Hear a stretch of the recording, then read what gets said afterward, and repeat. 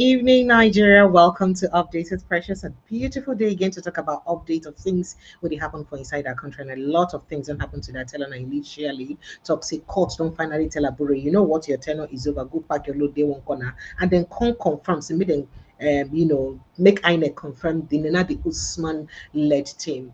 We don't a lot of things that happen. People don't talk. Say defeating Tinubu in 2027 will be easier. Aisha Isifo don't talk that one. Even as it gets to do with Labour Party crisis, Aburi don't reject court ruling, say Ingo appeal am. Case where BC Supreme Court be don't settle before, in don't reject them again. So back and forth still they go on. And then for Kano State, NMPP don't they tell the governor say, "Oh, God resign or before you make sure say you swap a bit the camp to APC." So you see, different things they happen. But make I just quickly give you the headlines. Then we go enter inside the main matter. Then we be say we get today. Now, why we keep pro lawmakers want to impeach Rivers Governor Fubara? Government source. Nine talk this gossip. Waiting be the source. We will talk about that. Not be source we go use cook. I mean, where they use chop. Rivers APC calls for national spokesman Felix Morka's resignation over comments on Governor Fubara's impeachment plot. That one saved the ground. We will also look at that conversation. 2027, replacing Chetam will jeopardize Tinubu's re-election. APC chieftain 9 they won this one. Yeah? So no hope for Bishop Kuka, Dogara, and the rest of them. Where did they plan as VP? Okay, we'll go talk about that one when the time reach. Anambra Catholic priest, Reverend Father Wankwo, recounts 44 minutes ordeal with gunmen. And then how 48 terrorism financier suspects were released without trial. Ex-General Danjuma Ali Kafi still they talk plenty. He reveals and then demands for probe. You know, Chris, stop. Remember, say the last time I tell you, say an army officer with a loyal to run, then be kidnap him. Sorry, then be arrest him, detain him. An army officer where they in connection with the gist then the army don't arrest and keep on one corner since with the offense and waiting make it get to do anything with them. So we'll go talk about that matter. And then we are ready to resist election rigging by every means in 2027. Peter Obi 90 talk this one. Let's see very quickly what we have next. Leadership is presence, not just power. Peter Obi slams Tinubu government's denial, inaction on confirmed Kaduna mass abduction. Why not be the denial before? On an agree say it happened. And then Nigerian Export Promotion Council hit by internal revolt over 72 million naira redeployment scandal. Now, wow. Suspects in a Rice TV anchor Sumi Maduago's killing arraigned. Court says 3-day hearing. And make we see very quickly, Abuja court orders arrest of 5 suspects linked to notorious terrorist Bello Turji.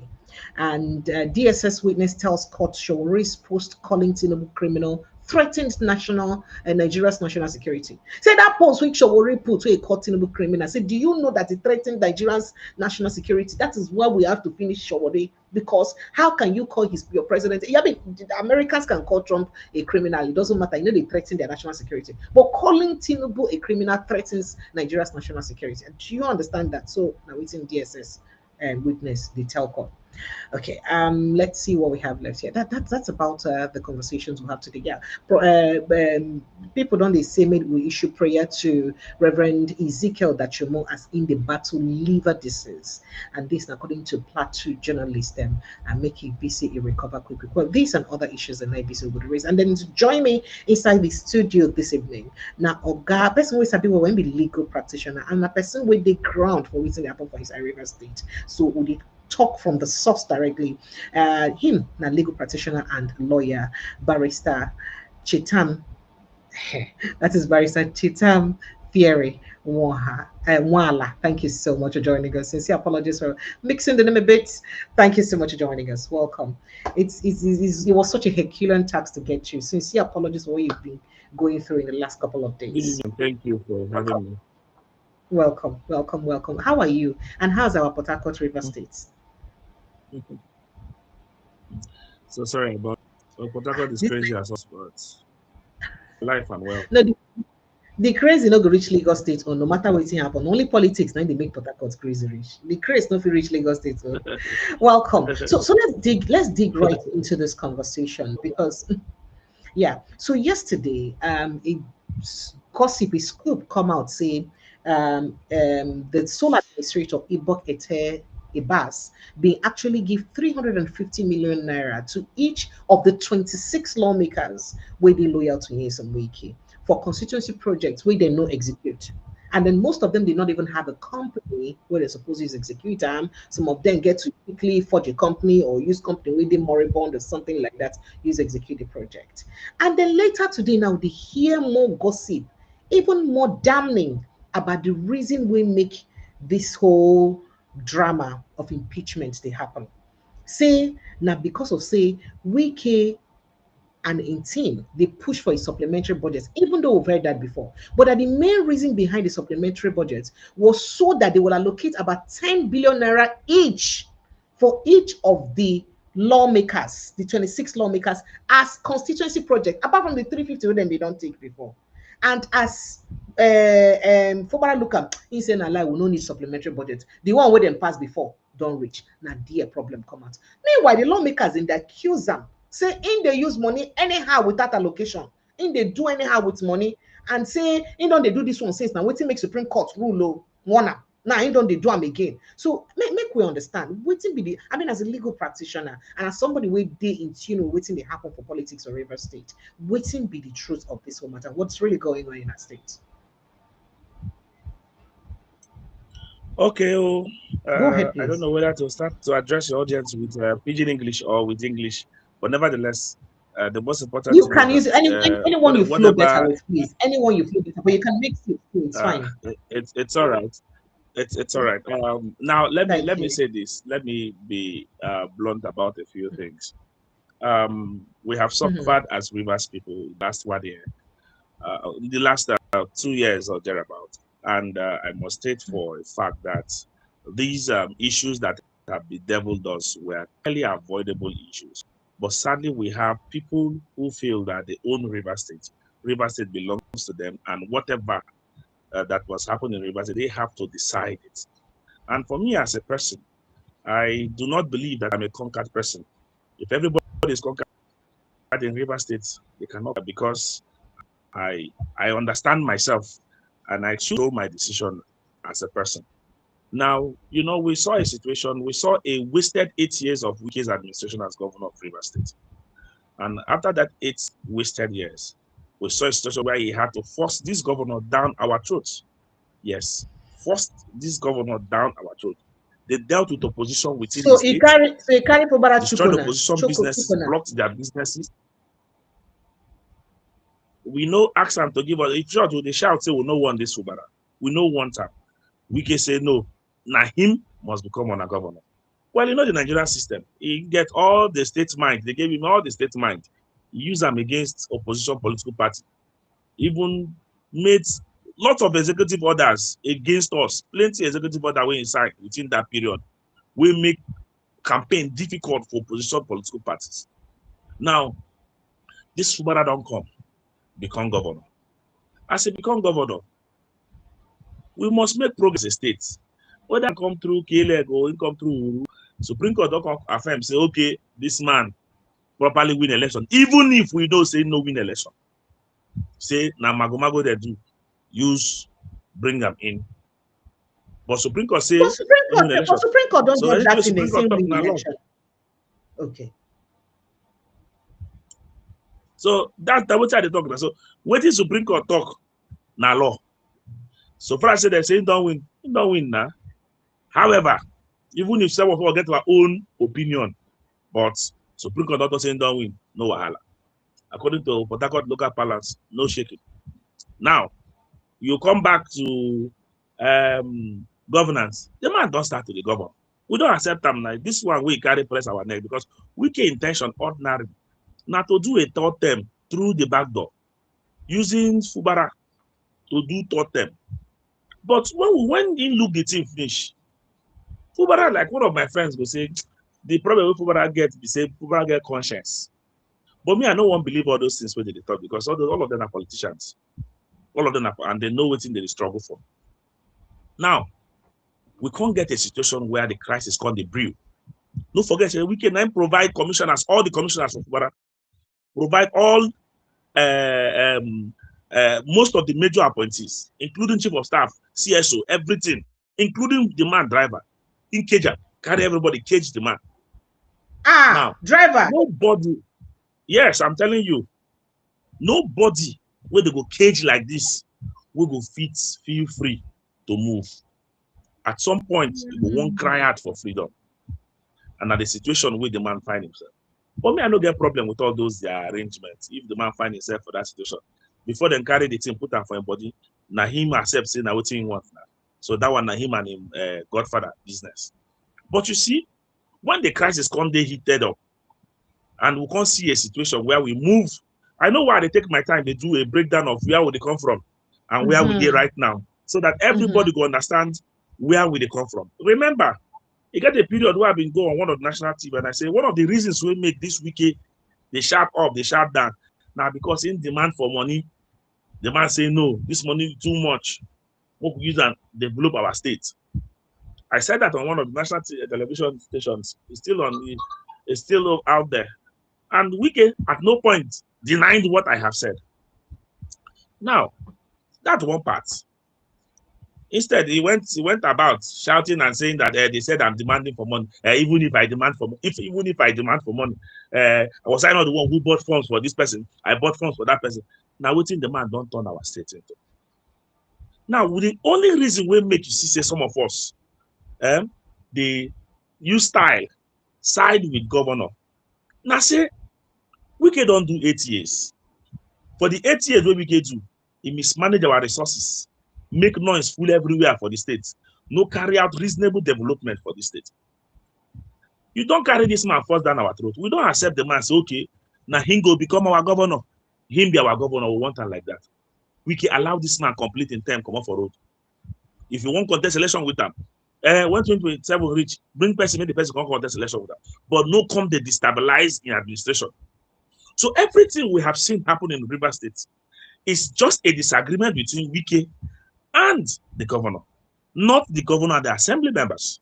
So all those talks about assembly this, assembly that, gross misconduct, left, right, and center, they are nothing. The core issue, because I don't like pretending over these issues. And I don't like dealing with frivolities.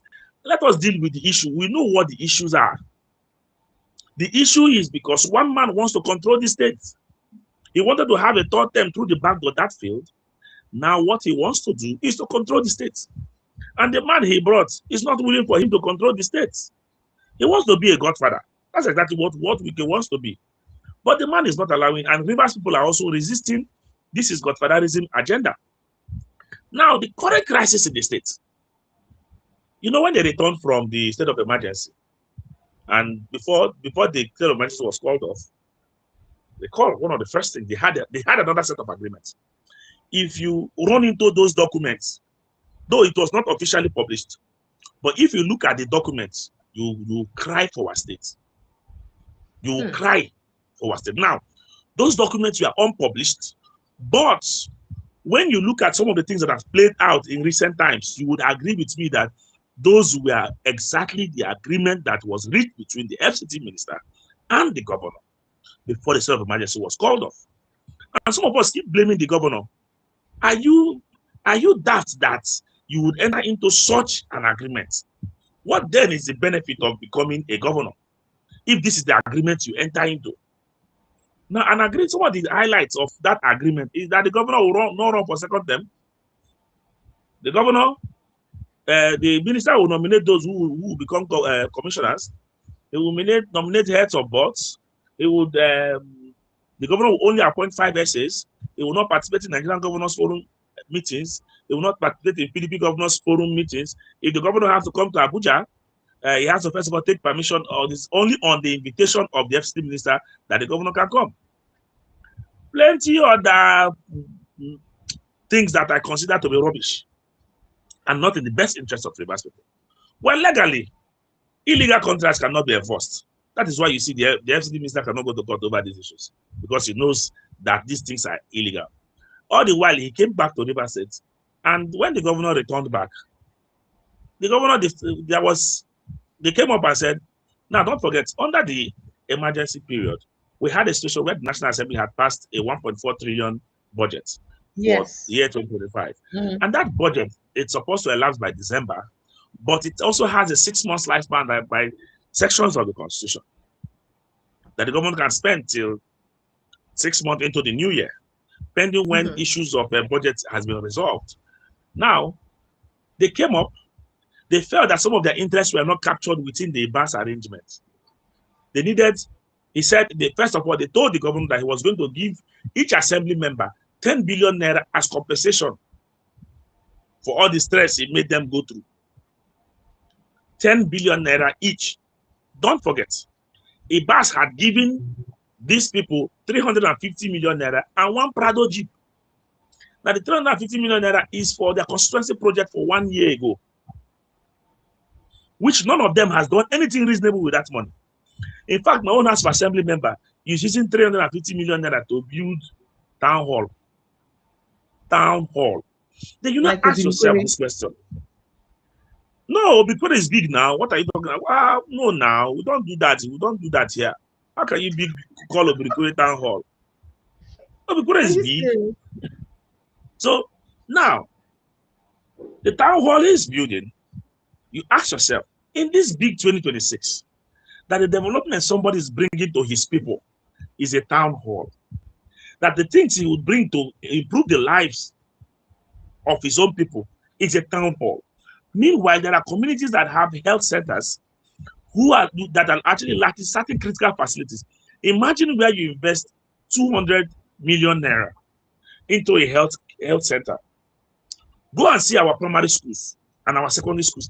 In the entirety of Rivers State, you can't find a proper primary and secondary. Students and children are sitting on the ground to learn. I'm telling you this for a fact. Oga, no vex, make we follow you up small so that we no go lost train of waiting you don't raise so far. You know, so you mentioned a couple of things, the 350,000, 50 million naira where you say a bus give them, and he give the how many of them are, because for all like for waiting from our calculation 27, then waiting happen to the other ones and where they loyal to Fubara, they no be lawmakers anymore.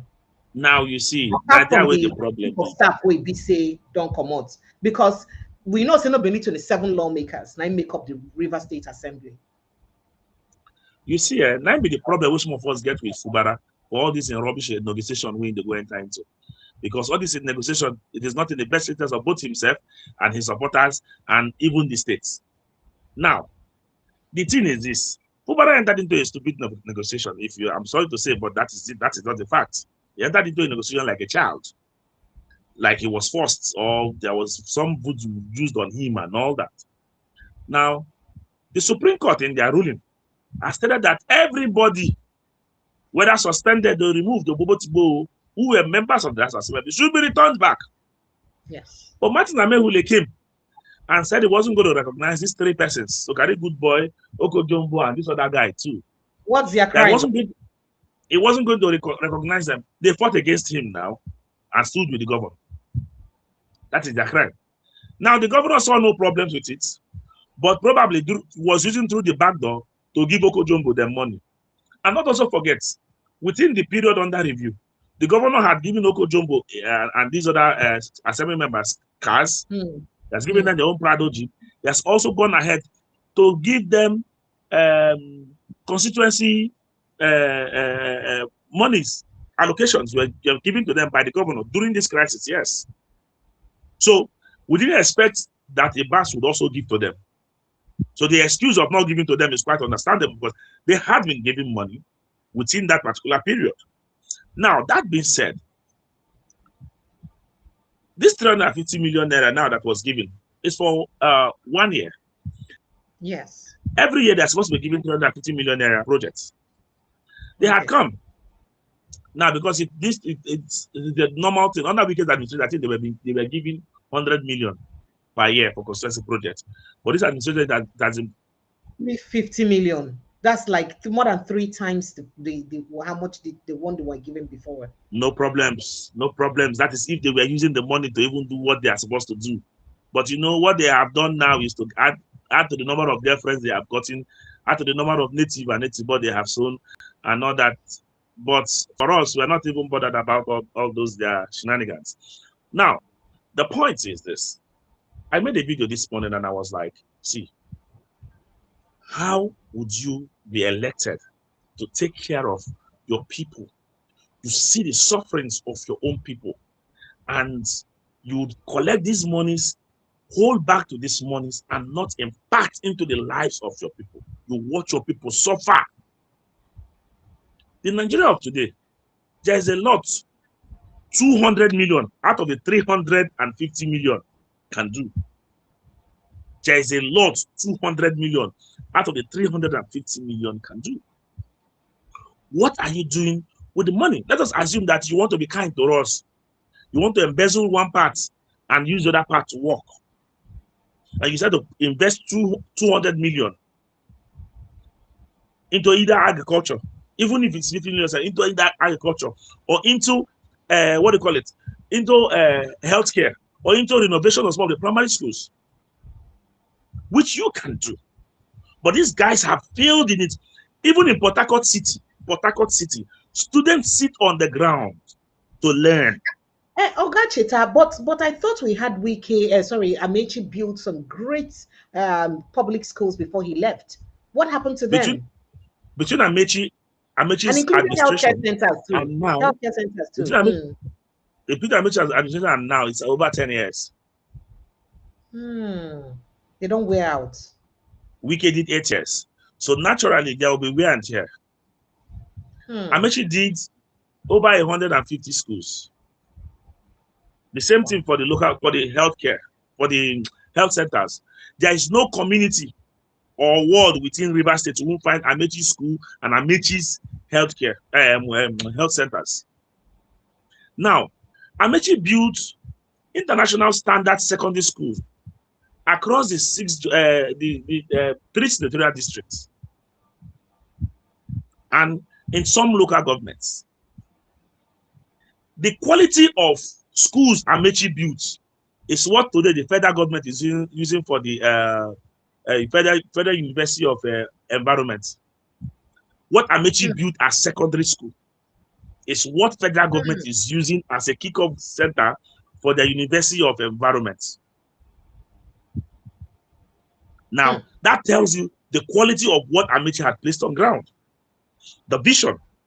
But we had a Wike who was more of a noise maker, who was never interested in leadership, who was more of the jamboree and the noise and all that. He said he did 12 flyovers. How has it changed our lives? Has it reduced the traffic within Port Harcourt?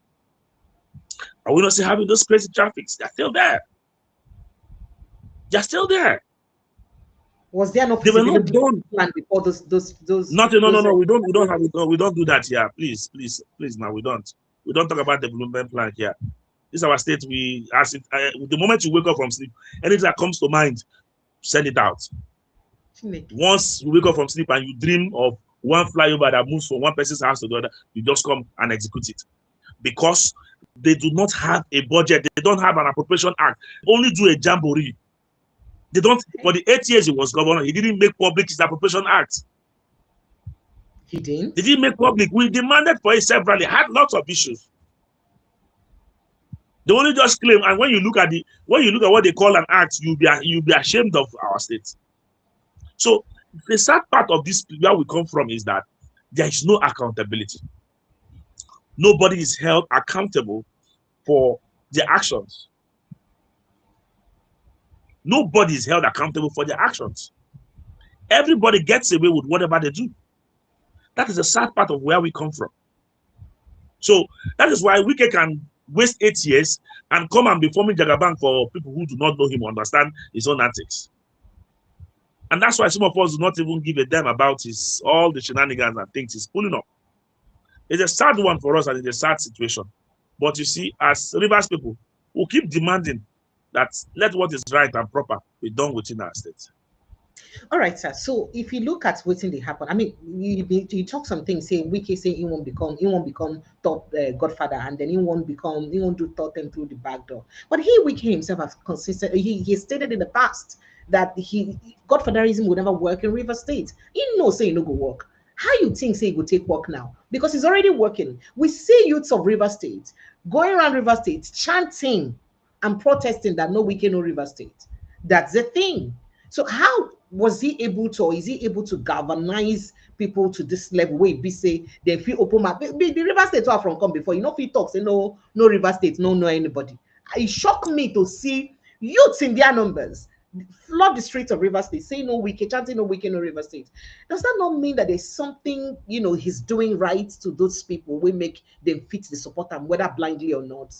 What's What going on? And what how do day you feel what to day of the week were they saying chanting that? What day of the week were they saying chanting that? It should tell you how unemployed our people are. How many ew, persons did Wike employ? Wike employed his family members and people from his community in Rome in all our civil service. Go to UST, go to all the institutions within the River State, you will see people from his community in it. So when he has impoverished the people, you know what they do? This is a strategic way of holding the people to the ground. They impoverish the people, make them suffer poverty. Then when they throw 100,000 at them, the people start hailing them and chanting their names and saying whatever they want them to say. Ishi, who led that charade, has one of the recently built biggest hotels in Port Harcourt. Very gigantic before hotels were built Nigerian local recently. government chairman, Exactly. Yes. You ask Ishi, what is Ishi's father's name in this state? Does his father have a name? Does Ishi have a name? They all became rich through our collective wealth. They flaunted at us. And because we have young persons who do not even understand these things and who probably are hungry, when they flaunt this small 100,000 naira, 1 million naira on them, the people think that, oh, this will have them at their best interest in mind. I have always said that, and I know I usually also argue this during the whole crisis for minimum wage, when workers want to go on strike, and I will tell them that, see, instead of government to increase minimum wage, government should improve our lives. And you see, the things to spend money on, we won't spend money on them. Rather than give handouts to people, why don't you put out industries where these people can work? Hotel is not an industry. Hotel is not an industry. When I mean an industry in that sense now, how many persons will be able to work in a hotel? How would it improve our lives, if not to increase the number of promiscuity within our states? That's exactly what they have done. I understand, yes, there are other use for a hotel, but these are just some of the basic things that we see happening in our states. Now, you see, those you see hailing him, one of our philosophy lecturers those days, Professor Andrew Efemini, he's late now. I know He used to Femini, say, oh my goodness, is dead. Oh, yes, I he's late. didn't know Femini was dead. Yeah. That Andrew means he's Efemini school would in say, Uniport. That means he's school in Uniport, because that's where we have no, Professor I didn't school in Uniport, but we played the unionism. He was also a Okay. comrade, and at Okay. that point, so there was this link between some of us and him. He All right. usually Go ahead. says a thing. He says even the worst administration has something to show. The worst administration has something to show. I give you an example. I'm a Pan-Africanist. Go to Uganda. See what's happening in Uganda. For over 40 years, Yoweri Museveni has been president. But if you go there, you will see projects and things constructed by him. Go to Zimbabwe. Mugabe held sway for over 30 years. But if you go to Mugabe, you can count projects and development. Similarly now, I'm talking about, brought by Mugabe. Go to Cameroon. Paul Biya has been there for 40 years plus. You can see projects by Paul Biya. The worst administrations always have something to show. And they always have people within the society who will support them, who will chant their praises, because no matter how bad an administration is, there are those who benefit from it. There are those who benefit from the wickedness of an administration. So there are those who would always, even during the state of emergency, I can tell you, there are people who didn't want the state of emergency to come to an end. Some head of service came together, contributed money, and we have sent it to some persons, some what they call permanent secretaries, contributed money, sent it to some persons in Abuja, and we are demanding that the state of emergency should continue, that the president should extend the state of emergency. Hey. Some Rivers people enjoyed it because the period afforded them opportunity to make money. So in that situation, we saw civil servants now, some civil servants who went to the to the sole administrator, and presented an award to him as the best governor or administrator in the history of Rivers State. We saw these things happen. So do you take them for these things? Now, then another thing, you come back to the issue of Wike saying that God for cannot work in Rivers State. The truth of the matter is this. Wike is one man whom I don't take seriously. And I can never take Wike seriously. If Wike tell you a thing in the morning, go and check him in the night. Wike has changed his position. Wike is the most inconsistent Nigerian alive. The most inconsistent when it comes to words. Yes. I give you an example. Wait, sir. You know he's a politician, and he go fit saying get integrity. I go say person will get integrity. Wike does not have integrity. Wike cannot even say he has integrity. He can, that's why he's saying that is why he's not even pronouncing it well. Because if he has it, he will pronounce it well. He's not even sure of what he has. So now the point is simple. Wike himself told us that he was not interested in becoming vice president. He wasn't interested in becoming vice president. But the moment Atiku did not select him for vice presidency, Wike went everywhere, destroying everything about the PDP. The same Wike came and told us he's not interested to become a minister. He's not interested in becoming a minister. When the time came, Wike is a minister. Oh, when he finishes his administration as governor, he's going to hand over. He's not going to control what the governor does. He's going to just hand over. Today, Wike is struggling to go. Tell me what Wike has said that Wike has done or he has kept. It is the inconsistency. So if Wike tells me something today, I would look at it twice before I believe Wike. And you see, I have a problem with his personality and with his person and way of dealing with issues. Truth is this. People will not always be there for you. Sometimes you should know when your time is up and you leave the stage. Like my mentor, Professor P.L.O. Lumumba, will say that that a good dancer must know when to leave the stage. The point is, you will not always, if you continue to dance, people will get used to your dancing pattern. And when they get used to your dancing pattern, you lose value completely. Oh, he was a great dancer. Because they have gotten used to your dancing pattern. Now, the point is, at some point, you withdraw. You must not always, I keep telling people that Wike has the main character syndrome. And that is exactly a problem. And until Wike deals with this main character syndrome he has, he would always want to struggle to be in charge, to be in the limelight. He may be a good individual to those persons who are close to him. But from where I sit and from my perception about him is that man has main character syndrome. He wants to be the one everybody should run towards, but it cannot always be like that. In short, you would even preserve your respect more if you hold back, sit back, and watch things from afar. So when there is a crisis, people come to you and seek your opinion. People come to you and seek your opinion.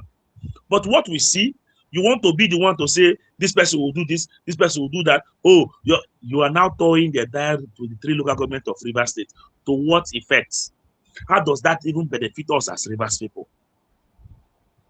A lot is going on here that is very sad and unfortunate. All right. But nevertheless, we'll keep believing.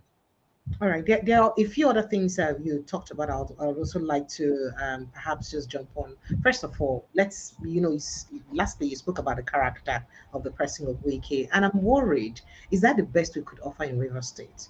Because if in day like this, remember saying Wike, now you follow legal practitioner and now life bencher. For person will be life bencher, I think saying a person will get the most impeccable of professional or legal career and then they put for that kind of place. So for this kind of things we're accused, I'm not being indictment on a legal system. If within you don't accuse in personality of not true, within he speak about a judicial system and a legal system generally for Nigeria. If these things we talk about in character are true, and then in be life bencher. What's it mean? Madam Precious. Sir? Madam Precious. Sir? Madam Precious. Sir? You say today, as of today that I'm talking to you, as of today that I'm talking to you, Nigerian judiciary is a mess.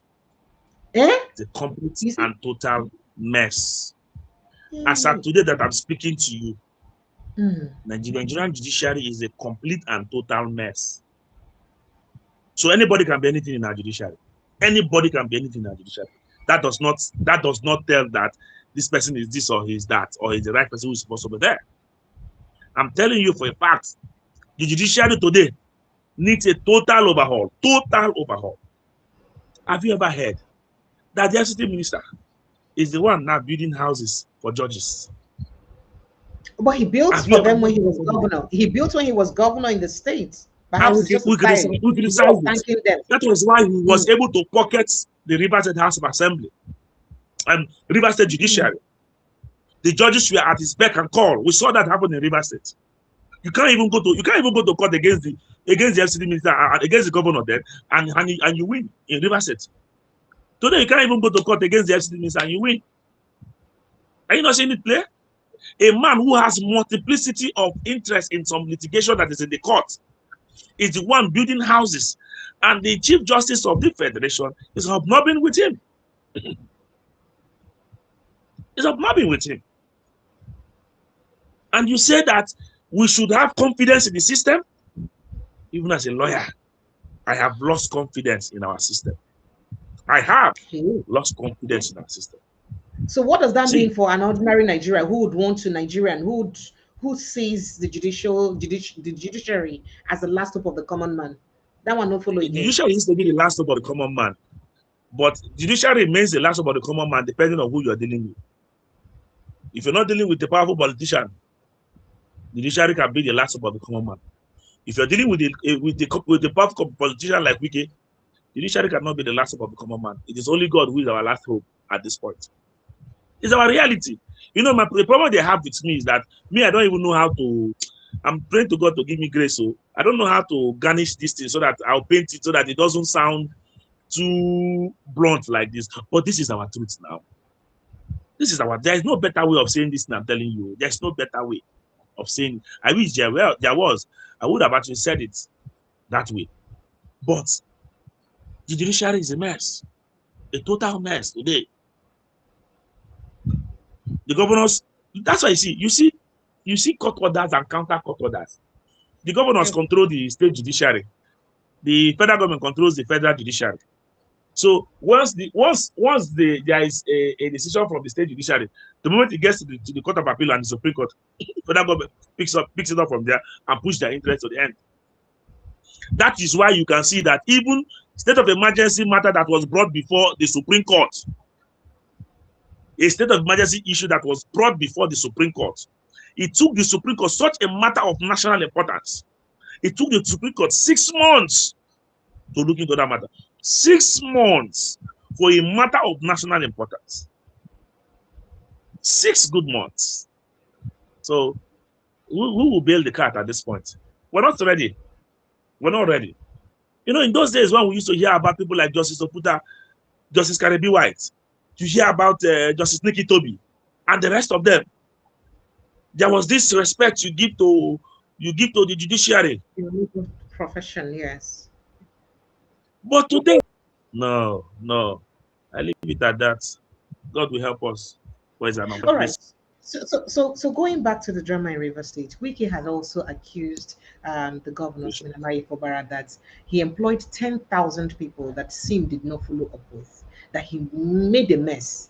Like SIM, because he did accuse him of not employing anybody, of not doing any work apart from employing his direct relatives. But he is saying that he employed over 10,000 civil servants, 10,000 workers. But now SIM not follow up with that. Now he not sustain them.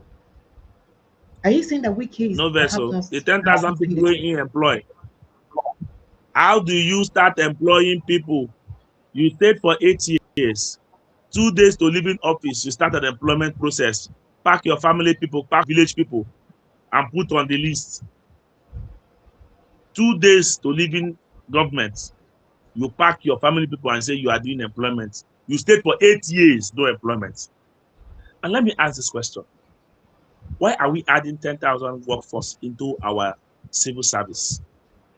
Why can't we? Because let me tell you, if you want to create employment is not driven by the government. Employment is driven by private sector.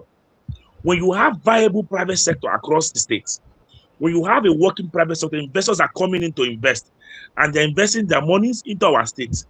Trust me, these investors will create for employment. We do not need to come to you to get this employment.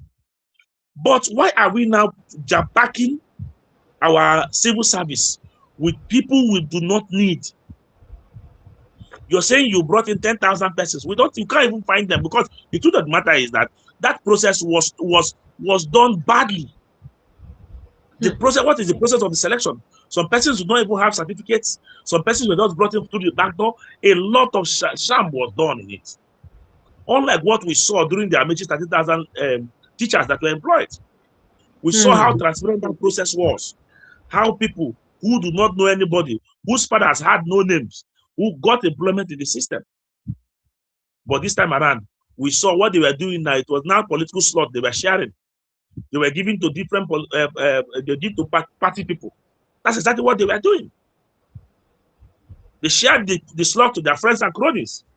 And when the governor came, naturally, you didn't, okay, after arranging that 10,000 employments, did you plan for their salaries? How they will be paid? There was no plan on ground. You did not even carry out any appropriation. There was no appropriation for the payment of an additional 10,000 workers for the said year. Because this thing has to be properly planned for. Nothing of that magnitude was done. And you say you employed other people here. If you were serious about employing this money, not now. You would have done the sense. So you see the wicked thing here. I get fed up and tired sometimes talking about it, because it's a mess. And those of us who know it's a mess, we know it's a mess. We know it's a mess. But he's almost having his way, because now one of the reasons we make invite you. He's having his way because we have seen someone like Fubara as governor. We have Fubara as governor. That is why Wike is having his way. In all honesty, Fubara is too weak a man. Fubara is too weak a leader. Too weak a leader. Quote me anywhere. He's too weak a leader. He doesn't take decisive steps, doesn't take decisive decision.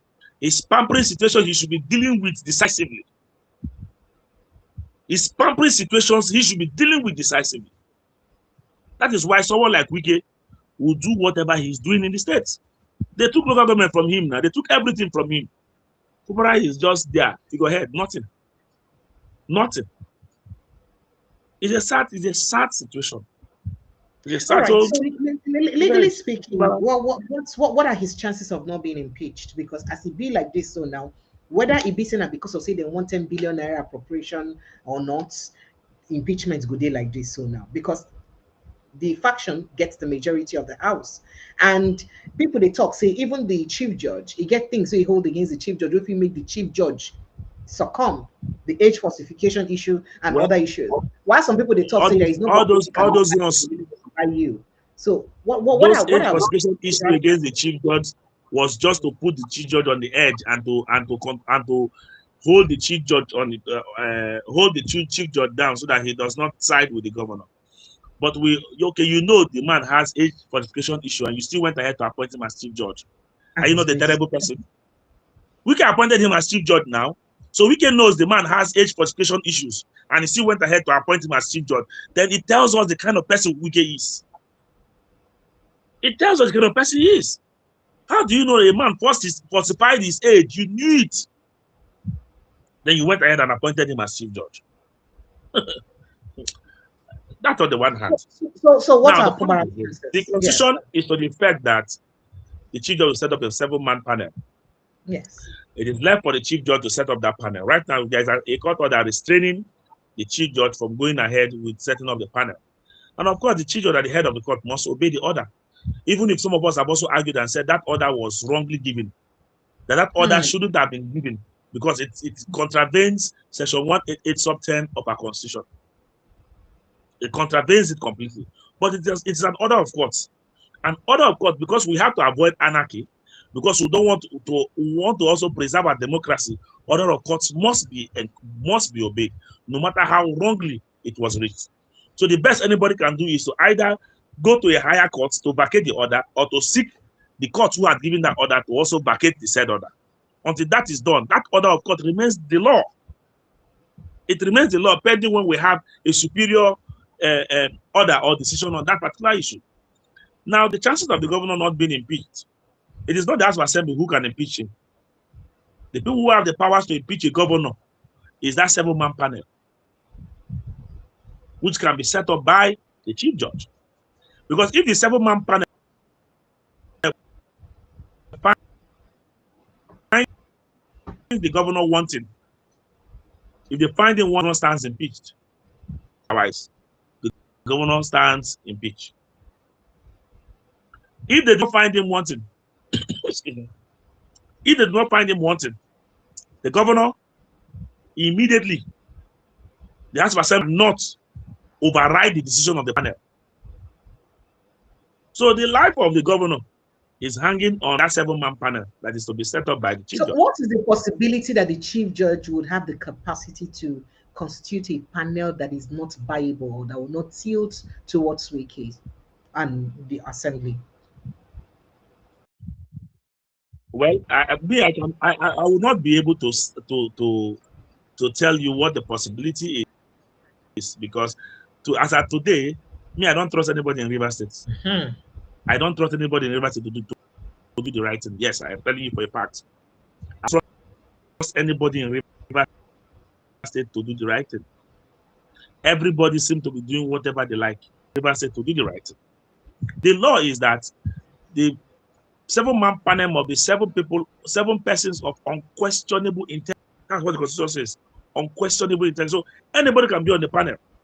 Even you, because maybe you're from Rivers State.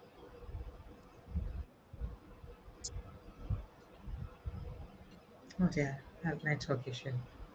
You can be on the panel. A mechanic can be on a cleaner can be on the panel. But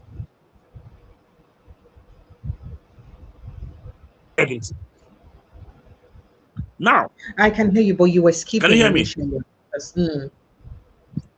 I can hear you now, but you skipped for. Yes, I can hear you now. I think it's better now. I was saying that anybody can be on the panel. Anybody can be on the panel, whether a mechanic, whatever, a professor, whatever, but it's persons of unquestionable character. Now, everybody to do the right thing in Rivers State, as of today, because everybody seems to be carried away by quest for money, quest by pushing for powerful. Everybody wants to be in charge. That is the state of Rivers State today. So the morality in Rivers State has taken back seat. Morality in Rivers State, reasonability in Rivers State has taken the back seat. Now, we're just hoping that the chief judge cannot set up that panel until the order of court has been vacated. Until that order has been vacated. If that order is not being vacated, you cannot go ahead to set it up. But for me, I want the chief judge to set up that panel. So we get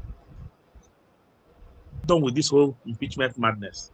Because every day you wake up, House of Assembly will wake up and threaten it. We'll move on. Let's get done with it and move on. Move this. This state has not made progress in the last 3 years.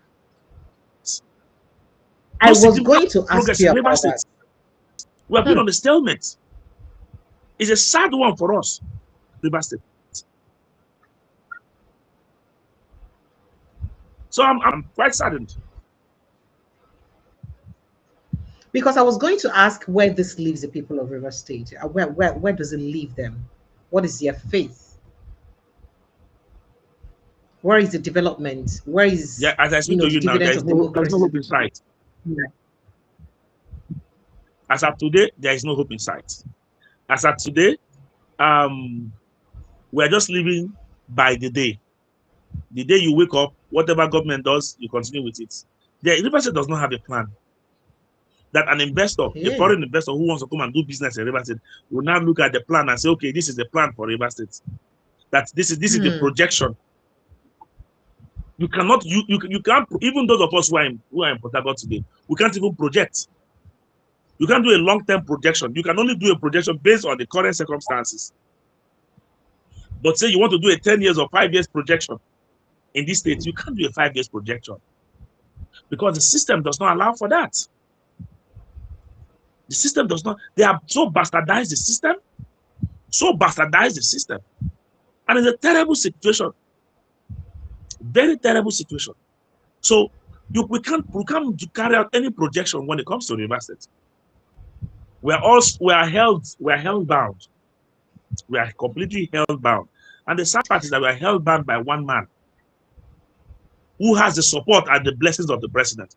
You know, I keep accusing the president for everything that happened in Rivers State. That it was all by design, and that the president is the greatest beneficiary of the crisis within Rivers State. Because if this president wanted to end the crisis in the state, he would have ended it with just one phone call. But because this crisis benefits the president's 2027 ambition, the president will not end the crisis in Rivers State. Wow. Let me explain that and give more context to that. Okay. Today, the governor was initially not 101% with the president before the state of emergency.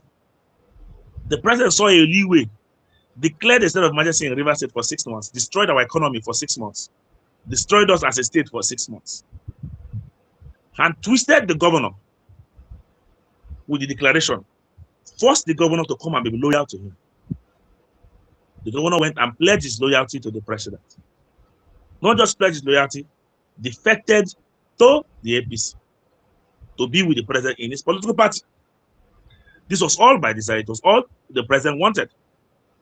Now, because the president knows how important Rivers State is in the 2027 election, and the need to get Rivers State to win Rivers State.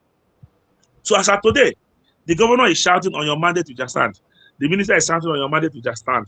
The president is now the bride, while the two Rivers sons struggle to get the attention of the president. They all struggle to get the attention of the president. This one is looking for a way to please the president. That one is looking for a way to please, and everybody is mobilizing for the president.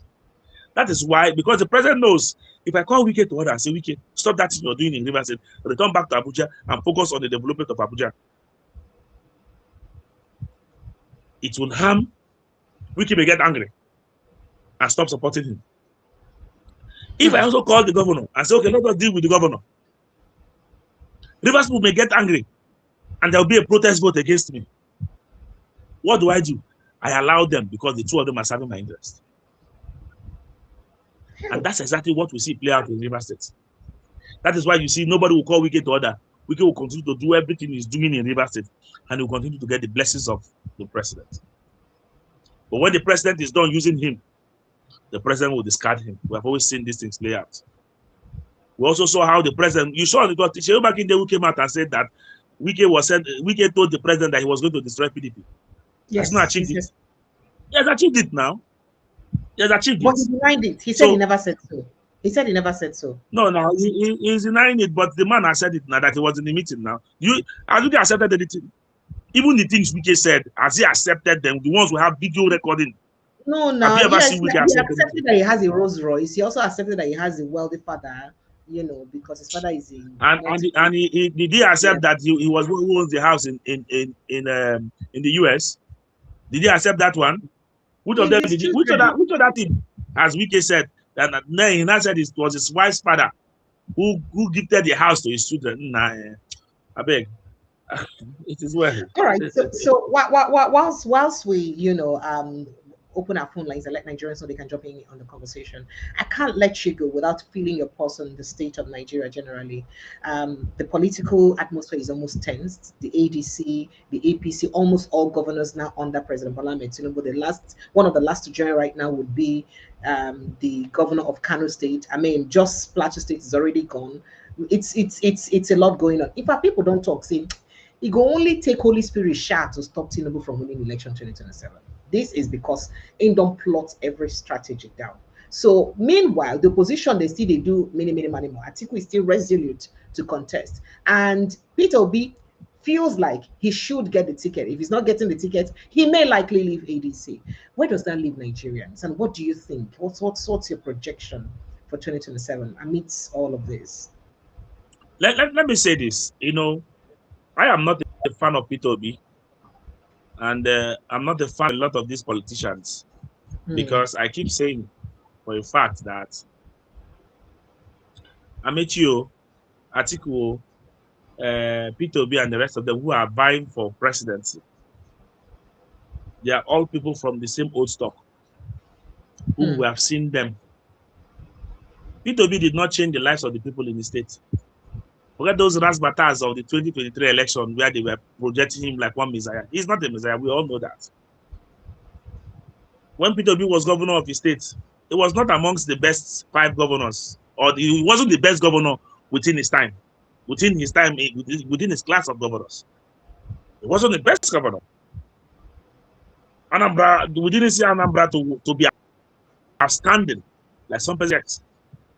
But you see, the problem of the obedient movement and the P2B arrangement is the obedient movement and the P2B arrangement is the fact P2B did not catch him on the opportunity, and the 2023 arrangement, P2B allowed his structure to die.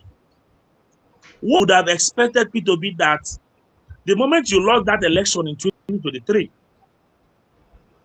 they rigged you out of it because it was clearly rigged out of the election. Oh, you believe he won the rigged election? Out of that election. I'm telling you now, me, I know for sure now. I don't like Obi. I never supported P2B in the last election. No. I voted for President Bola Tinubu, sadly. Because I felt that, because yes, I'm being a follower of President Bola Tinubu, even if today he has shown us to be one of the worst presidents we have had in the history of Nigeria. Is he bad? But I supported President Bola Tinubu. Now, okay, all right. The point is this. I'm a very practical person when it comes to dealing with issues. Okay. The point is this. I had expected that P2B became a beneficiary of the NSAS movement. Nigerians were looking out for somebody who will carry the mantle coming out of the consciousness that was raised from the NSAS movement. P2B cashed in on it. P2B did not coordinate the obedient movement. Now, after that loss, they were supposed to consolidate on the consciousness they have raised. What did they do? They went back into their shape and we are fighting the Labour Party war. Why were you fighting Labour Party war when you have an obedient movement which became a second force in the country? What Obi would have done was to set up the obedient movement structure across the states and have leadership down to the levels. Have it well structured. Do state tour. Make sure that he establishes this. He was going to face opposition, no doubt. But by then, he would have built a more formidable structure that goes down to the villages and the communities. Because he had lots of volunteers, a lot of persons volunteer in what he was doing. You know, I know a lot of friends who spent their money, millions and billions of naira, in supporting Obi. But the point and the truth remains that Obi did not consolidate on the loss. He focused on the Aburi issue within the Labour Party, and that further depleted his support base. So if today Obi cannot get the same support he got in 2023, so, but do you believe that President Bola Tinubu is likely to get the same support he got in 2027 too? No, President Bola Tinubu is likely to get the presidency in 2027, but without my vote, because I am not going to vote for him. So just hold on. If you voted for him in 2023, and then you're not voting for him now, is that not a minus for him? So why do you think he would get more votes? They rigged the election. They rigged the last one. You know? They rigged the last one. In River State here, we saw what they did, the Mago they did. It was Babajide who was saying it now on TVC, who was saying it the other day and said that the president has realized that state. So he's trying to make sure that he also has the governor and a situation where he can win in the next election. But the truth of the matter is that Rivers people cannot, no reasonable Nigerian self will do it, unless for those who ADC, they're not even organized. So just hold on, just holding you on that conversation. about winning clean in Rivers State. You now see Rivers people of today voting him into power because of the affiliation of Sim Fubara and Wike. So you think that he's likely to win clean in Rivers State today? Sim Fubara cannot make people vote for Bola Tinubu. And Wike Let me will be make honest them. with you. Okay. Wike too cannot even do that. Wike did not do that in the last election now. Why was he struggling now? Why did they So lose how a can part the of power? president win clean now, even with these two It people? is only through rigging now. It is only through rigging. They will rig it. They control the system. I'm telling you, they will rig it. The plans are already on their ways. They will rig it. As per winning, clean slate. Let Tinubu come and win election in this country. Clean slate. He cannot. He cannot. He couldn't even win Lagos in the last one. He couldn't even win Lagos. We all knew what happened in Rivers State, how they changed the result in Rivers State. We all knew what happened now. See, I told you, I voted for him. But the moment I saw that they started rigging the election, I went to my Facebook and I said, no, now this one, people are rigging this election. It does not make any sense now. It does not make any sense. See, the truth of the matter remains that if we want to get it right, the opposition has to be organized. As of today, the opposition in Nigeria is not organized. The ADC is not organized. They have to be organized. Elections are just a few months away from now, but nothing is happening. We can't see anything. Very sad one. So with the policies of President Bola, with the policies of President Bola Tinubu and how he's almost entrenched himself, around Nigeria. How do you see Nigerians coping after his win in 2031, if he wins and if he will win? It is what we will have is a luta continua. The suffering continues. The suffering continues because President Bola Tinubu that I see does not have any plan to ameliorate our sufferings. It's going to be worse because this time around he's no longer going to be needing the support of anybody for a third term. That is if the team pushing him does not tell him to do a third term. Does not tell him to look for a way to amend the constitution so they can get a third term. You think because that let may me happen? tell you, everything is possible in this country. Don't joke with these people. When National Assembly is supposed to protect us, and they are shouting on your mandate with Jashan, judiciary is supposed to protect us in a judges conference. They were playing on your mandate with Jashan. Oh, where is the hope now? Where is the hope in this nation? The point is that some of us will not run out of this. We will not live here. We will stay in this country. We will keep telling them to their face. We will keep fighting them and telling them to their face that what they are doing is wrong. What they're doing is wrong, and that's the problem they have with us. And that's why they always come after us. We need to fear them. Or die and die. So the point remains that as it is, there's not to be a glimpse of hope. But we'll keep becoming pessimistic and believing in the nation. This is our only hope. If we don't fix it, nobody will fix it for us.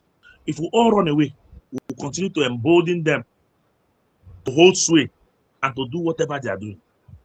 That's why we decided to say we'll become the conscience of this society and to demand for what is right and what is proper in the circumstance of our society. But So if the you think opposition have to... I was going to say, you think being optimistic is just the only way? Being optimistic and keeping hope alive is the only way. Is that what you're saying? No, you have to be optimistic. Yes. No, it's the only way. You have to be optimistic, take action and not taking action. You're not taking action. And that's where our problem lies, because all talks and no action is still the same result we get. In a situation why you see that we have governors defecting in drones to the APC and showing solidarity to the president, is because we now have weak men as governors. Weak men as governors. And every governor you find in Nigeria today, maybe apart from a few, 90% of the governors you have in Nigeria today are under one political godfather or the other. And they take instruction from these godfathers. And this has continued. They take instruction from these godfathers. So when the godfathers tell them to defect, they defect. When the godfathers tell them to do whatever they do it. This has consistently happened in our nation.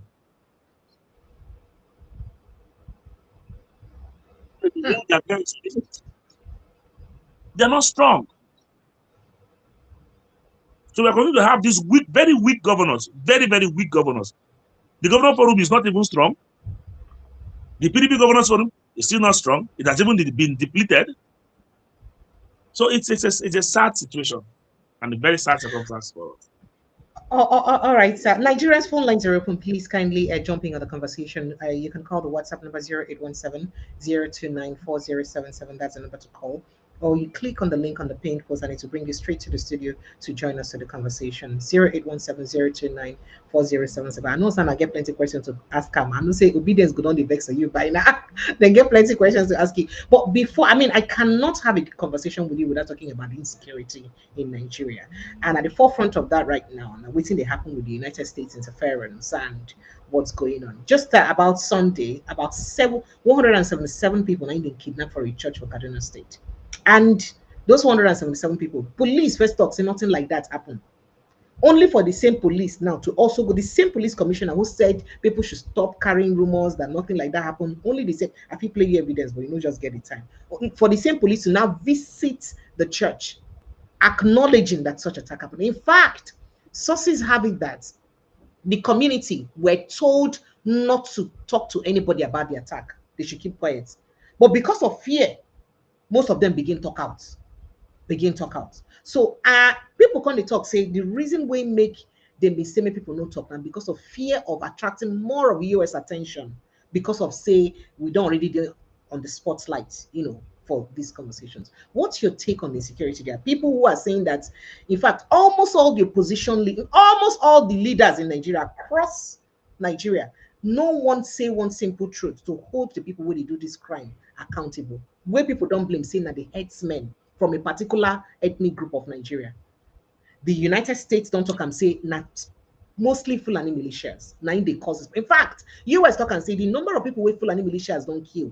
No, in fact, they like almost 10 times the number way of the people with Boko Haram and ISWAP don't kill. Now then they kill more people in their numbers. But with all of this, we never get any governor or any politician for South, Southeast, any of these geopolitical zones, hold them accountable, or even speak up about it. Waiting be the hope, say these killings will stop. Some people think, say, now the sinister agenda of maybe Islamization or colonization. I don't know how possible that is. But it's driving around almost across everywhere in Nigeria now. Or your states, the other day, people know if you go to their farms. Or your has encountered almost 10 accounts in the month of January alone of such attack, such headsman attack. So what's your take on what's going on in Nigeria before I begin to take calls, sir?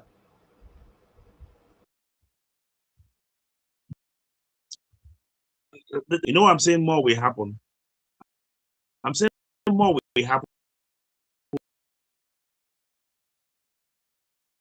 Oh, so your network is bad. I can't hear you, sir. Because the Nigerian state is not serious about tackling terrorism. Well, I'm trying to. Okay, yeah, it's fine now. Go ahead. Okay. I said that more will happen. It's not because I have an intelligence of their actions, but because the Nigerian state is not about dealing with these security issues. We're not serious about it. We're not serious about it. The government of the day is playing with it. Why are we not serious about it? We're not serious about it because it's not a concern. It does not affect, does it affect the president's ambition? It doesn't affect the president's ambition now. At least if they even kill more persons in the north, at least it reduces the number of opposition he will face from the north. The number of votes that people will vote against him from the north, it reduces it. So, see, there is a lot of carelessness we express in this country. A lot of carelessness.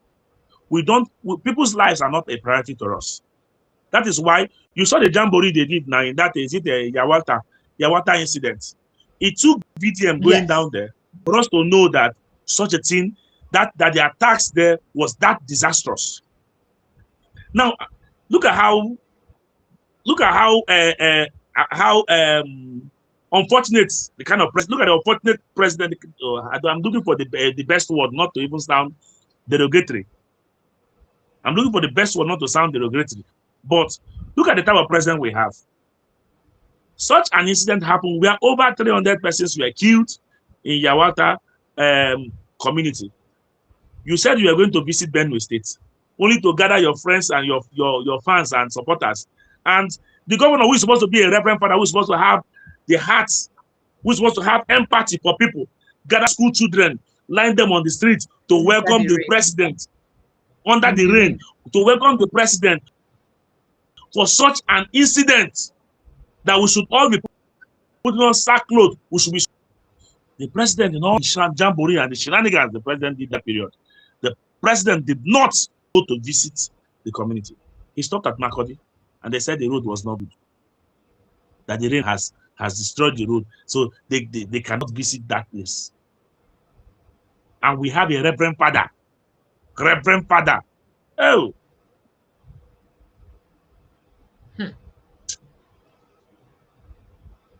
Oh, goodness. See, it's a sad situation. Now, the same approach that he now came in the meeting. What are you doing about it? How many arrests have you? Come. What was that? What was that? And this is the same continue to use in our security challenges. We have not decided to deal with security issues decisively.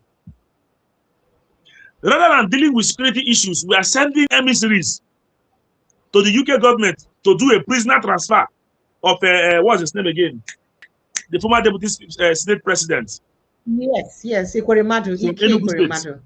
Yes, to do a prisoner transfer of Ikweremadu from the UK prison. Sorry? I said we spend plenty of money now to send them go there, make them go beg UK. Yes, you understand. Taxpayers' money. We are trying to do a prisoner transfer of such a person who was almost going to end the life of another Nigerian under whatever guise. Because the lives of the average Nigerian, the lives of the common man is not important to them. What is important to them and this president is his 2077 ambition. Anything more than his 2077 ambition is not his concern. He's not interested. He's not interested. He have a clear-cut strategy on dealing with security issues. It doesn't. Every day, look at the general that was killed. In such a way, of sabotage within our military. Every year, our defense budget is so huge. We put in so much for defense, yet nothing to show for it. Yet nothing to show for it. It is shameful, very shameful and unfortunate. Very, very shameful. So, you see the security challenges in Nigeria, we're not going to be addressing it soon. And also, the United States is just playing to the gallery. Me too, I do not also trust the United States. I do not want a situation where the United States would also bring its boots down to this country, because we have seen the effects of the United States boots on other nations. But, but I'm constrained because if the United States does not come, our station will still be the same. Whether they come, they don't come. Some people have alleged that, they are coming, they'll come and steal our resources. And I ask them, the resources you're talking about, are they not stealing those resources? Are using it for integrity? They're still stealing the resources. So what is it? What is it? Our lives have been in jeopardy. As I speak to you, there was a video I was watching this afternoon where somebody was berating Alhaji Asare Dokubo and telling him that they're tired of carrying guns, that now he said the Nigerian government has given him a contract a security contract to protect some part of the eastern states and all that, and he has recruited some boys to help. Of course, he has said that on several occasions, that most of the Boko Haram, he was the one fighting it. The places the Nigerian army could not go, him and the boys have gone down. Him and his boys have also gone there to fight these people. It's the same thing in the south, is fighting the ASM. But now the problem is this. Should we as a country be depending on these private militias to securing us? Why are we spending so much budget on defense without getting results? So that's why people are so much budget on government complicity. Yeah, that's why some people will allege that there's government complicity in it, and that's why it festers. So the government is condoling this insecurity. I don't want to look at the insecurity from the angle of religion. I really do not want to see it from that angle, because I know one of the things I have known over time is that these politicians have continued to use ethnicity and religion to divide us. But the truth of the matter is that both Muslims and Christians die alike under the same security guys. So we can't hide under any form of, it's not a religious issue for me. But statistically, from records available, there are more Christians. We have more persons, but you know, I used to tell Nigerians that we have more Christians than Muslims in this country, but Nigerians do not want to believe that. There are more Christians than Muslims. That is the reality now. There are more Christians than Muslims in this country. But the National Bureau of Statistics gonna get more Muslims now. Those things. See, let me tell you, Nigeria as a nation is a fraud. Nigeria as a nation is just a fraud. We lie over everything. We lie over everything. Most of the states you call northern states or Muslim states, go to Jigawa. Would you say is a Muslim state? Would you say Plateau is a Muslim state? Benue, Kogi? What are the percentage? And you see, most of these states we are mentioning have Christian governors, have a very large population of Christians there. So why we do this? So that is why it is possible that Christians will die more. But I don't want to look at it from that angle. I really don't want to this vision. I want to look at it objectively, that somebody has a responsibility to protect the people. Responsibility. I want to look at it from the angle of leadership ineptitude. Clear-cut leadership. That's what has led us to where we are right now. Failures in leadership. And until we fix these failures in leadership, we'll continue this way. We will continue this way. And it's a sad one. Oops. All right. Nigerians phone lines are open. Let's see who we have here. Hello, good evening and welcome. Hello, good evening. Are you there? Hello? Hello? Hello? All right. Looks like he's busy with something else. Hello, good evening and welcome. Yeah, good evening. Yes, please. You just cut me off. You asked me to stay on the line, then you just cut me off. Sincere apologies. Sincere apologies. Please go ahead. What's your name, sir? Where are you calling from? From Canada. Marvelous from Canada. You're welcome. Go ahead, please. Okay. Yeah. First question first. Tell your guest, please. You shouldn't talk about Peter Obi like that. What's in you talk way bad? No. The way he was condemning Peter Obi. First of all, Peter Obi is. If we all stand and support him regarding that 2023 vote, within I'm glad he's from Rivers State, because a lot of the atrocity was committed in that Rivers State. All of them stood back and allowed us that one man, which everybody is still complaining about till today, to rule that state upside down. Till now, none of them could stop that man. And that man still come to that state boldly to run around the state like a chicken, campaigning all over the state. None of them could stop him and tell him not to do those nonsense. And you're condemning Peter Obi. You guys were all made to protect that vote. So Mr. Marvelous, just calm down. Just calm down. Let's leave emotions aside. He just calm down. He has the right, the way you have the right to bombard Tinubu. That's why you get the right to bombard him, won't bombard. You see, then you can face him with, just calm down. Face him with superior arguments. If you think that your support for Peter Obi is because he was superior than other governors, say that and give him the statistics. That's what you should be doing, and not to be emotional. That's what you should do. So use that and face him. Yes. But let me start with that first. But you shouldn't talk about him like that. But you can talk about President Bola Ahmed Tinubu like that and say that he's incompetent and he's not doing well. So we know that. And people get.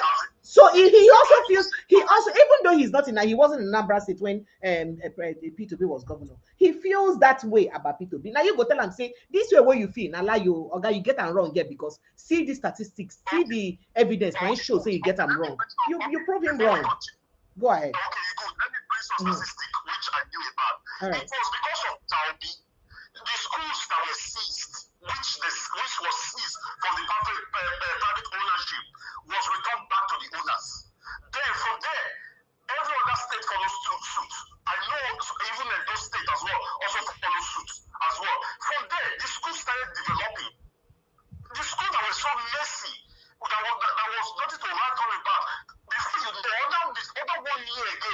all schools become new. Everything become 100%. So that's for that. Is it for investment? Is it infrastructure? Is it for renovating all the roads? Even as tough as Anambra before became, even when you could see the security, everything improved under Peter Obi, governor, when Peter Obi was the governor of that state. So that's for that. So because we know that guy did well. Even fought those godfathers to stand still. The people that were turning that state upside down. Just like what Wike is doing to Fubara now, do not allow the Fubara to concentrate on governance. But that was something Obi, but Obi was able to overcome those people. He was able to, even despite those interference and all that, despite that man was still able to make sure he fits that state to that. That's why you see the present governors are able to govern that state without interference. They can do whatever they want to do. Huh? So that's for that. And again, because please, that's why I said you shouldn't talk about a man like that. So because the man needs everybody's support. Because as for 2023, if River State, the people in River State were able to defend their vote, they didn't allow Wike to do that. Overturn that 2020, overturn the people's vote in that state. Or they didn't allow him to bargain with the people's vote with Tinubu. Tinubu would have been the one in charge. You've made your point, sir. We don't know what happened in River State. Thank you. You've made that point before so that we don't sound like a broken record. You've made that point before. Others are calling in. Because even today, now that's what's still happening. Now you can still see what the guy is doing with the state. But the people are unable to stand the thing to tell him to stop. Huh?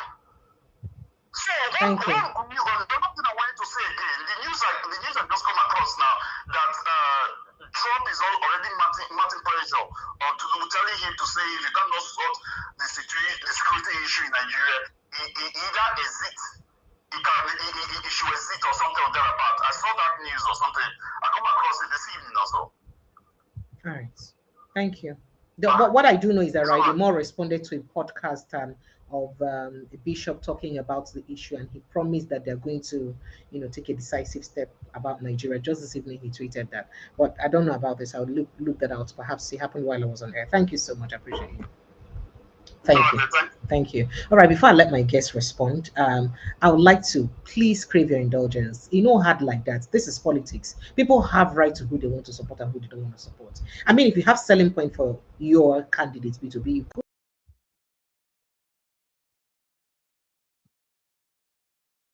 One of the things I've made investigation about it, that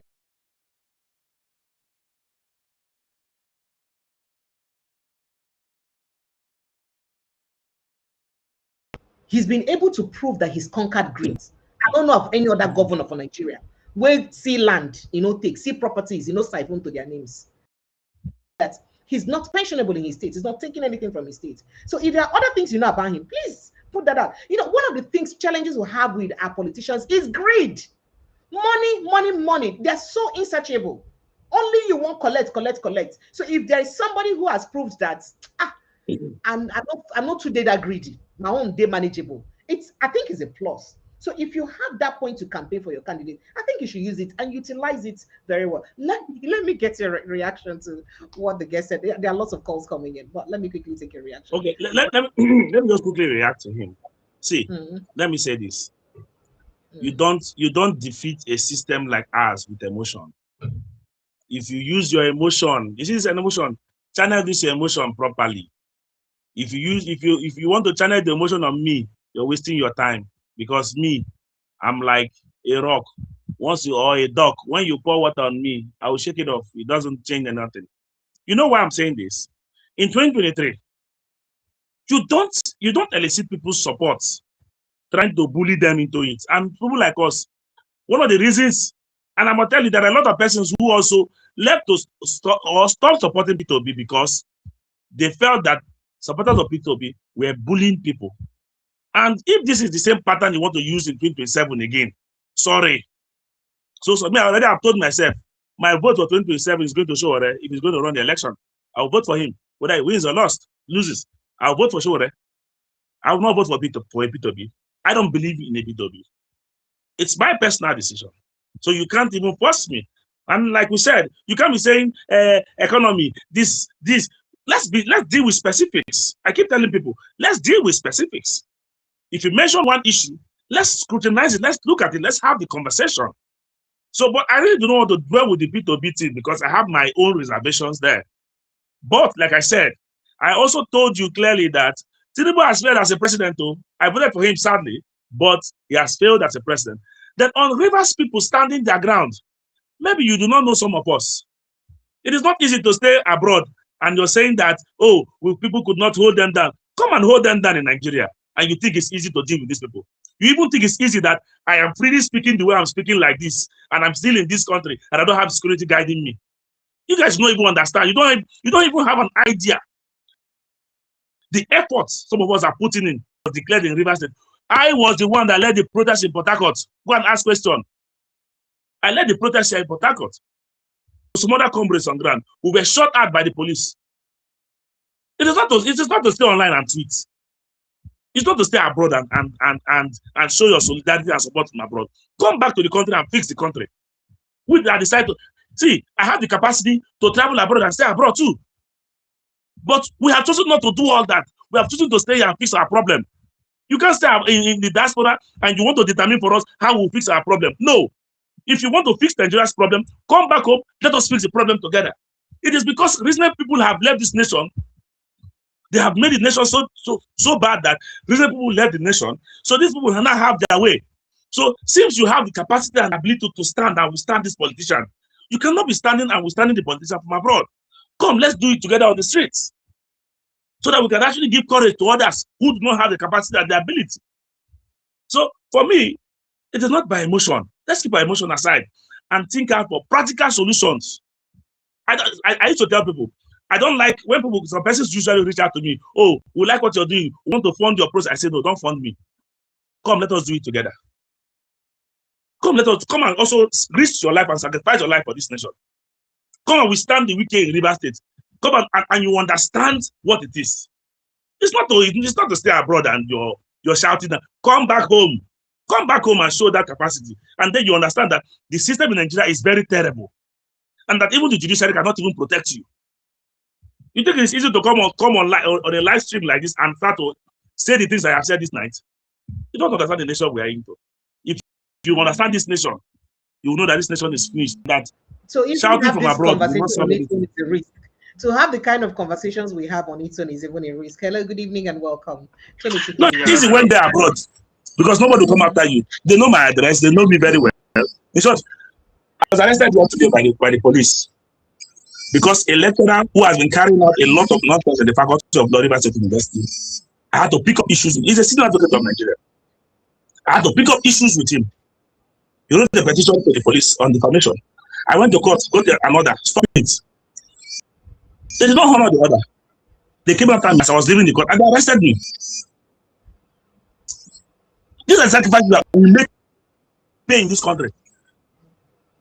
There's somebody who's in Canada will not tell me how I am not doing what I'm supposed to do. So you will stay in Canada to how I should go about things in Nigeria. You don't know the sacrifices and the sufferings we go through here. Staying back to fight these human rights. You stay in Canada and you want to tell me how I will do it. You come back home and try it now. Let's see if you have the capacity to do it. If under one day you will not get lost in this nation, come back home and try it. When you stay abroad, don't think that those of us who stay back here in Nigeria, we don't know what we are doing or that we are completely conquered. Not. And don't even deal with this issue with emotion. We know what we are suffering here. These politicians they are vicious. They are terrible people. They come after you, they come after your family, they come after everything you have. Destroy your businesses. We know what they do. But you guys don't understand. It's not as easy as you think it is. It is really not as easy as you think it is. If not, people, sometimes we used to, when you're not engaged in the system. All right, Tony Chukwudi, you're welcome. Go ahead, please. Yeah, so I will start this way. He's saying new people abroad, so I don't want him to generalize. So I'm sure you know me that I always try to caution about some of the attack in the diaspora. the way we normally say some certain things is not the way, because when you go home, there are people, even there are some of us in the diaspora, they can't even, if they're in Nigeria, they can't even talk on the phone about what is happening in Nigeria. So, and that is it. So let him not kind of you people in the diaspora. So I think he has to correct himself. No, not so he's referring to those who he thinks bullies people with dissenting voices. So just go ahead, sir. Okay. So another thing is this. I understand he has the right to vote anybody that he is trying to vote for. But, and I understand, I'm from Anambra State, so I understand whatever he was trying to say about Peter Obi. Peter Obi doesn't take all the credit because he started from Ngige. So that's one. Then secondly is this. When people are talking about, oh, what did Peter Obi do? Or what did he do? Let them not forget that Peter Obi, they impeached Peter Obi. So his tenure was interrupted. So even if he had a plan, a good plan, that thing was interrupted. And even some people that I'm hearing now, they are saying, oh, what did as much as people are saying, oh, the money that the governors are getting now, like what they are saying in Imo State, so they didn't, the type of money the LT is having, he could have done more than all this. But the little that we are getting that time, what everybody is talking, like he was saying that, oh, Peter Obi, Atiku, Amaechi, all of them are the same old school, the same, the way he's seeing them. So from his own point of view, what Nigerians are seeing, a majority of Nigerians are seeing, or some Nigerians are seeing, depending on how you ratio it, is that among all these people, whom do we think that is the elite, among the devil, which one do we think that is less evil? And that is what Nigerians are going after.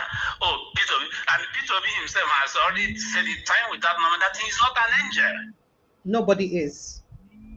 And nobody is. So there are some times it's either that people don't understand when someone is speaking, or when people, or is that they have already a kind of, there are some people when you are talking, or when somebody is talking, they have already programmed their mind. It's what I want to hear this person say. And if that person didn't say that he wants to hear it, then that person didn't say it.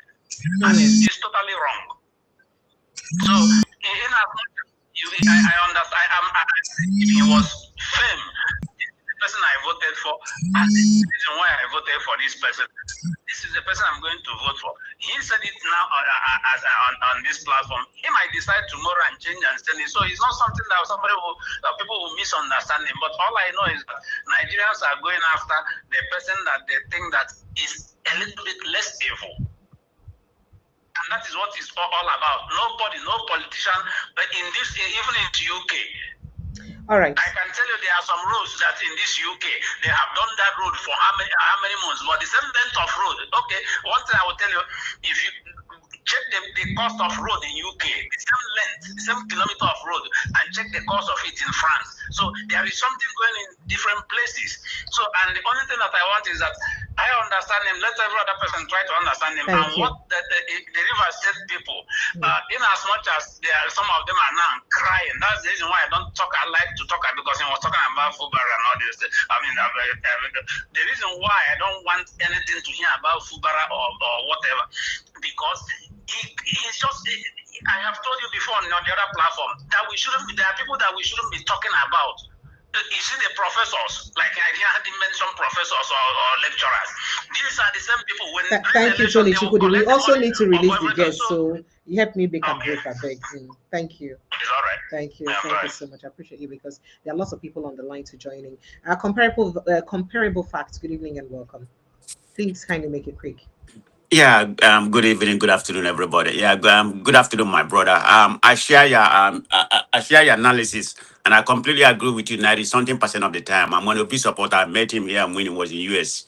But having said that, I completely agree with totality everything you said in reference to Obi not maintaining his structure. So I fought him for that. But that's the person Obi is. You can't change somebody, what they are not.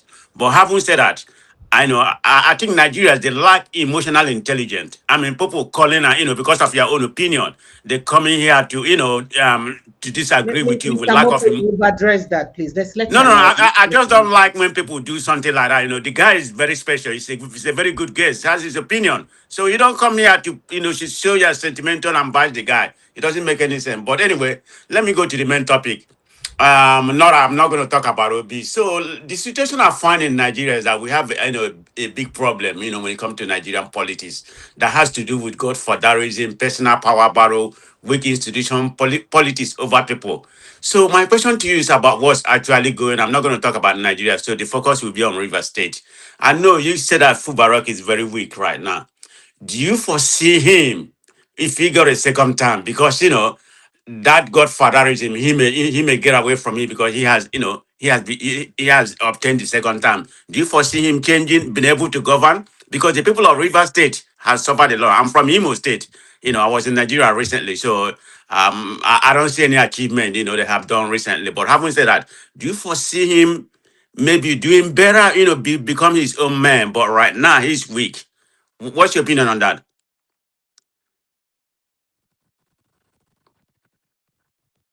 Let me let you take down the question so Sorry, we respond to as many of them I as didn't, I possible. didn't, I didn't get the question. I think I lost network glitch at some point. I Okay, didn't get the Mr. Mope, question, please. would you want to take that again, Mr. Mope? Yeah, I was talking about Fubara. Can you hear me? Can you hear me now?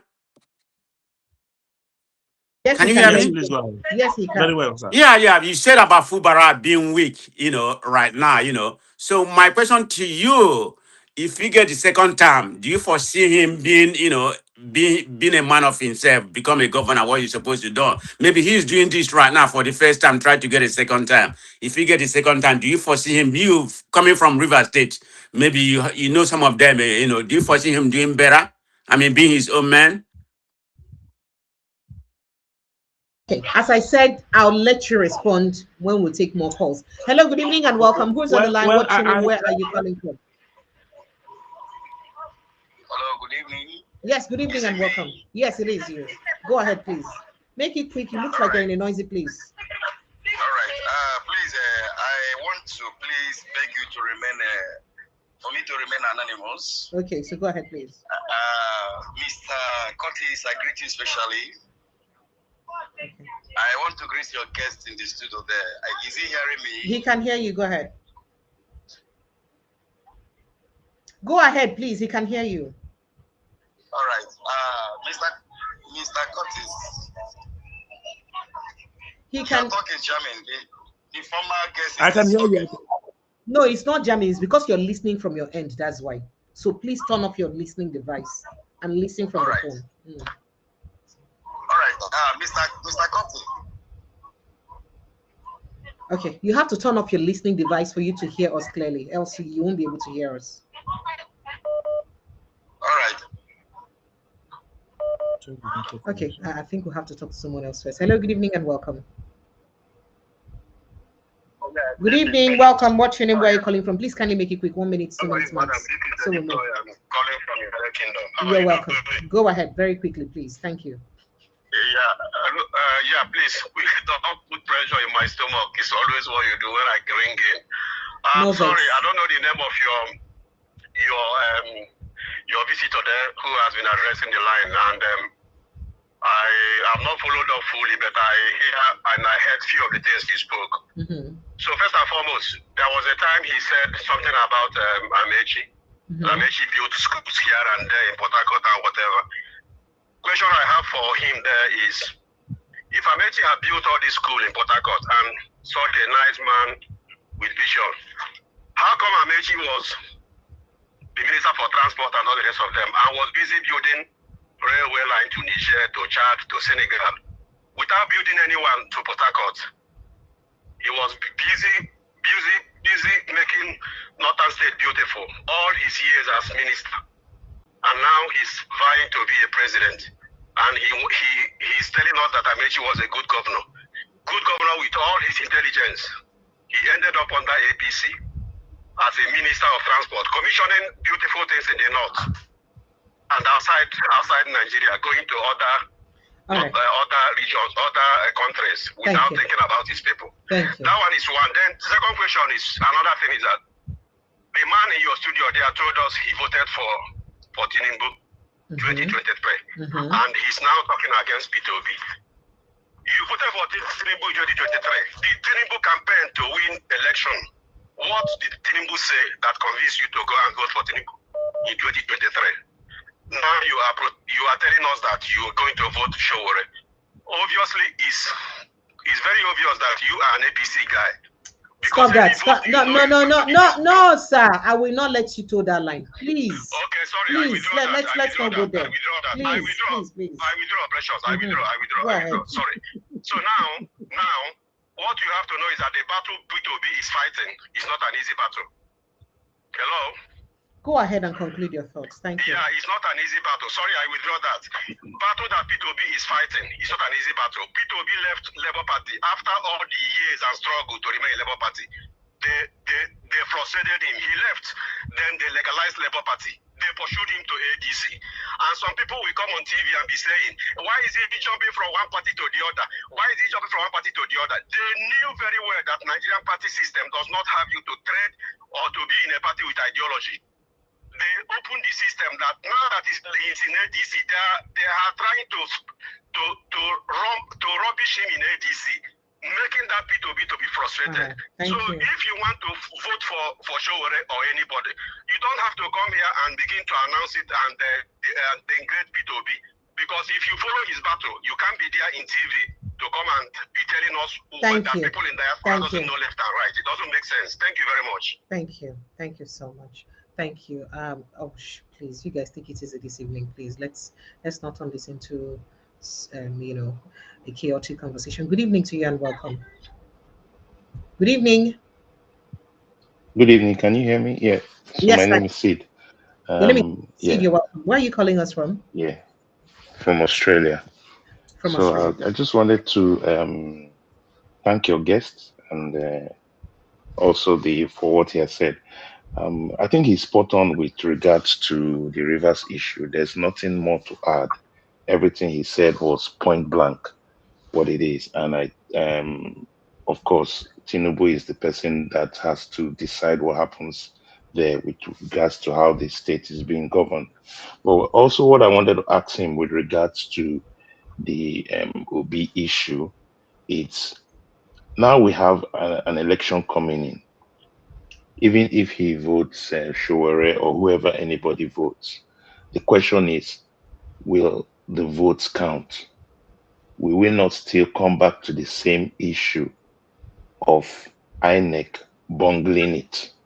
So the question really that I wish he can throw more light on is the issue of electioneering, because at the end of the day, what is happening is that the Tinubu that he voted is creating a one-party state. He's monopolized INEC. So what guarantees is it that his vote for Showore is going to count? So, and then finally, I want to talk about the issue when he mentioned, oh, nobody has told us what Obi has done. I think in terms of governance in Nigeria, the report cards are very clear. In terms of education, he moved his state to #1 in Nigeria during his time, which is fact.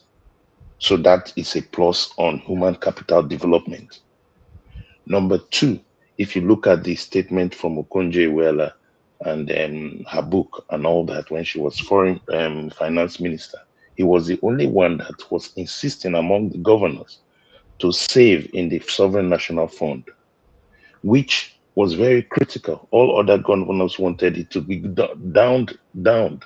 So you have a lot of things like that that show him investment in human capital development.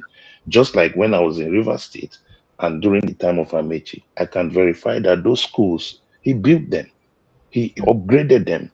They are facts you can't remove. And so it's expected that the next governor should improve on it, which did not happen. But Amechi also had a rail that he did not complete. There was supposed to be a rail in Rivers State that he was putting. He's abandoned the monorail. It's abandoned. So we must always put everything in balance. So I feel he should answer the question of the INEC and how electioneering can happen and the voting, whether it will count How and your votes what can is it count, that really. Nigerians must do. Yes. All right. Thank you. Thank you so much. I appreciate you. Well, sir, very well said. Thank you so much. Mr. Anna, good evening and welcome. Please help us make it. You want to quickly respond to this. Let's just listen to Mr. Nayo, then you respond to everyone. Yes, yeah, because I've had a couple of. Hello. Okay. Hello. Good evening, sir. Welcome. Good evening. I'm calling from UK. You're welcome, sir. Sir, please help us make it very quick so that our guest does not lose his, chain. Okay. Everybody have a right to support whomever who or she But we're not seeing your face, so you're showing us your ceiling. Welcome. Okay. Everybody have a right to support whoever he or she feels like. Yes. In the case of Peter Obi, who would remember that? We know that Peter Obi is an Igbo man. What do you think could have happened if Peter Obi, maybe his supporters, maybe go on a protest? Don't you think that the Nigerian army would have declared it a national maybe problem and face them direct? So whosoever that is blaming the man, remember that he's an Igbo man. And as such, certain things that other tribes do, and that maybe nobody look at it. If an Igbo man does that, it will be on another level. Right. So I would say personally that maybe some of the problems that Peter Obi have is facing, and that he continue facing he's an Igbo man. Had it been that maybe Peter Obi is maybe from another tribe, this would have been better. That's my own contribution. Thank you. All right, thank you. All right, Mr. Nwala, let me let you respond. Or Barry Nwala, let me let you respond to all of this. Okay, quickly, there are a couple of things, but I'll start with this last one. Okay. I think there has been a lot of misconception about my position on Peter Obi, and let me say this clearly that I'm not a fan of Peter Obi. Does not mean I hate Peter Obi. No, I am not questioning Peter Obi's personality. I'm not. What I'm questioning, the concerns I raised was he was governor, and within the period he was a governor of Anambra State. You can't say he was an outstanding governor amongst the class of governors of that time. Now, well, his people have told you the reason why this, he's outstanding to them. Okay. No, but this is my own opinion now. So now let me also state, because we recall that within the time Peter Obi was governor, we had governors in their, that was Peter Obi's second term. We had governors like Ababio, we had governors like Amechi, who also performed exceptionally well when they were governors. Ababio. Sometimes we forget Ababio was an excellent governor. That was okay. Yeah, go ahead. Yeah, Donald Duke was also there. Yeah. Donald Duke was. It was Leo Imoke. Yeah, not Donald Duke. Leo was not. Leo cannot be said to be an outstanding governor. He wasn't. He even killed everything Donald Duke came up with. Now, let me say this: that it is not about whether Peter Obi is an Igbo man, and nobody's expecting Peter Obi to protest. I had said before that Peter Obi allowed his structure deplete, and that's why he's going to struggle in 2027. Because by the time Tinubu and their likes had sent this, I've forgotten his name, to come in and start making problems within the Labour Party and having confusion as to who is chairman of the Labour Party. Abure, not Abure, this other man, I'm forgetting his name. Apapa. The elderly man. Lamidi Apapa. Apapa. Now, by the time Apapa and the rest of them came in, we all knew where their support. That time, it was a time, I felt it was a time for him to consolidate more on the obedient movement and forget about the party structure. The party is just a vehicle. The movement that actually drove Obi's election was not Labour Party. It was the obedient movement. I was thinking that he would have consolidated with that obedient movement and taken it down to the local government level. I was a local government agent in the last election for my local government in Eche, for NRM. Now, in the presidential election, Peter Obi won my LGA. Well, guess what? Peter Obi had no agent on the ground there. There was nobody representing the Labour Party. No agent. It took some of us to say that this one we have seen that has gotten to this point, vote must count. Because of our personal beliefs. Even if I support, I vote, I keep saying it. Me, I don't even care about how anybody feels about it. I voted for Tinubu. Sadly, he's one of the most terrible presidents we have had in recent times. But the truth be told, that Peter Obi had no structure at that level and would have actually consolidated on these mistakes to prepare for 2027. You don't run election by emotion and by shouting on social media. It will not give you a result. It's because if you want to stop the rigging,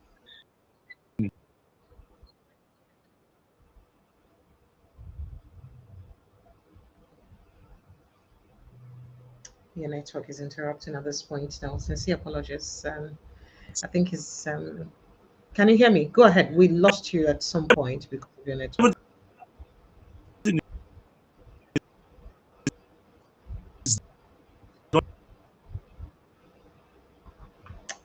Okay, so the network is so bad. Sincere apologies. All right, so let me take a few messages while I try. We try to see if we can get his network stable. This message is anonymously sent. It said, "What your guest said regarding Obi and obedience is true. He would have consolidated the obedient group." That's what he said. Go ahead. Go ahead. We lost you at some point. Go ahead, sir. Okay.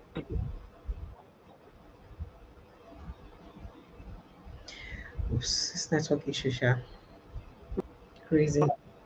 Can you hear me? Okay, okay. So Okay. I'm of the opinion that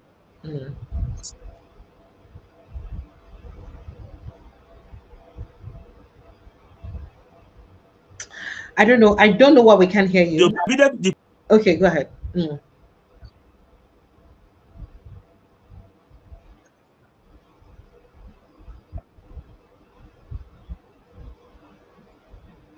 I don't know why the network is breaking up so badly. We can't hear you, and it's really appropriate for us to get your response or reaction to these conversations. I don't know if we can keep waiting. Maybe I just call. Let me just popular. Okay. It's a fact. I wanted to just put a phone call across to you so that we can just wrap this up on a phone call because the network is really interrupting. We can't hear anything you're saying. I don't know if you can hear me. Can you hear me? I can hear you. It's breaking up. It's breaking up. I said I was going to say that I'll put a phone call. Let's do the phone call. Exactly. So just go ahead. Let's just sort it out with phone call so that you can air your thoughts, in one breath. That's fine. All right, then go ahead, please.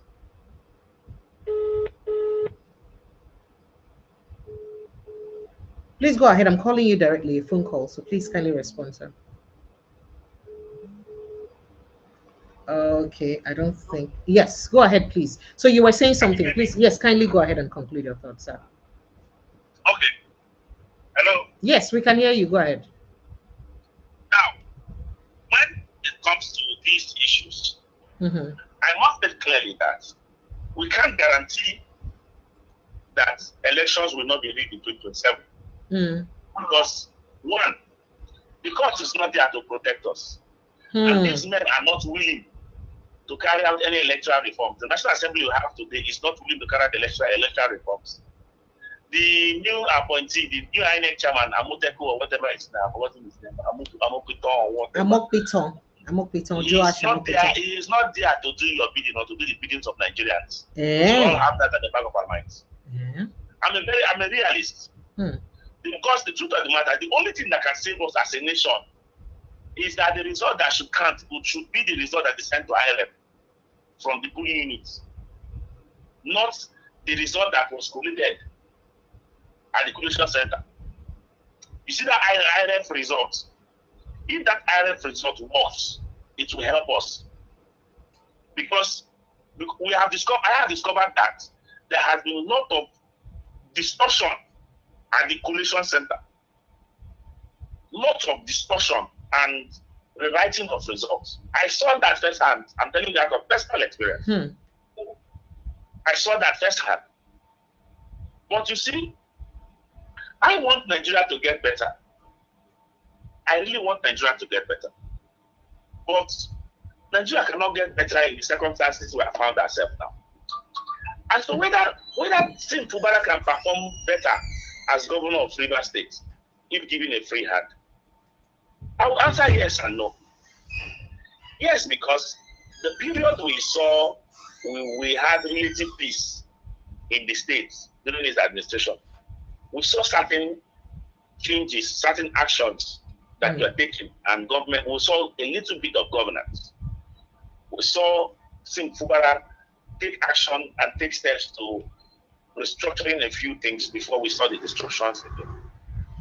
But no, because some of the antics and some of the... Hello? Hello? Even the network reaches, please. Can you hear me? Hello? This is really bad. I don't know what's going on. So you people are seeing what we're going through. This is what we have to go through to have a conversation in Nigeria. Almost every time, from one network problem or the other. It's always the case. It's so sad. You can't even have a meaningful conversation. Sincere apologies, we lost you at some point, sir. Hello? Can you hear me? Hello, sir? Hello? Okay. All right. Let's see if we can just get him, because there's a question here for him to answer, and it would have been nice if he can answer that question. All right. All right. Okay. Let's see. Hello, can you hear me now? Okay, loud and clear. I can hear you. Please go ahead and wrap up your thoughts. So I'm saying that. I'm saying no to the Fubara and the Fubara's governance, because Fubara is a mentee of Wike. And in recent times too, we have also seen that he has not done things completely different from the way Wike does his own thing. His own kind of leadership has also shown that he's actually a mentor who learned well from Wike. And that is not the kind of leadership Rivers State needs at this time.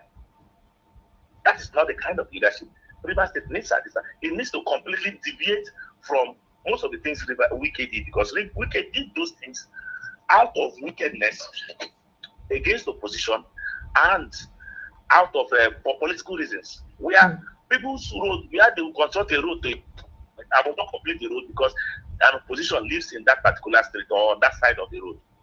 We saw that happen under Wike's administration. And that does not show leadership. So development should be based on needs assessment, not based on affiliations, political affiliations. Absolutely. I mean, we all cried about it when I think Buhari did it in his administration and said, if you give me 5%, don't expect the people that give me 5% to. And people are like, exactly. Not everybody with resources they carry do. The other percentage people resources they carry do. So I agree with you. Now, that being said, there's a question here for you. The person is asking that if you sound so honest, he said they appreciate your honesty, and he said he appreciates your honesty, but wonders why you're dishonest and did not bother about the background of the president you voted into power. That's what's your take about his past records and I think certificate issue. That's what the person mentioned. So if you had such confidence in him, why did you vote for him knowing he had all these lapses? I think that's what the person wants to know. Now, let me say this. I have a background of activism. I'm still an activist. Okay. And I've been a student activist from day one, and I'm still, like I said, I'm still an activist. Yes. Okay. And let me say this. Let me state clearly. And I tilt towards those who have presented themselves as freedom fighters and demand for the betterment of society, when certain persons shied away from these realities.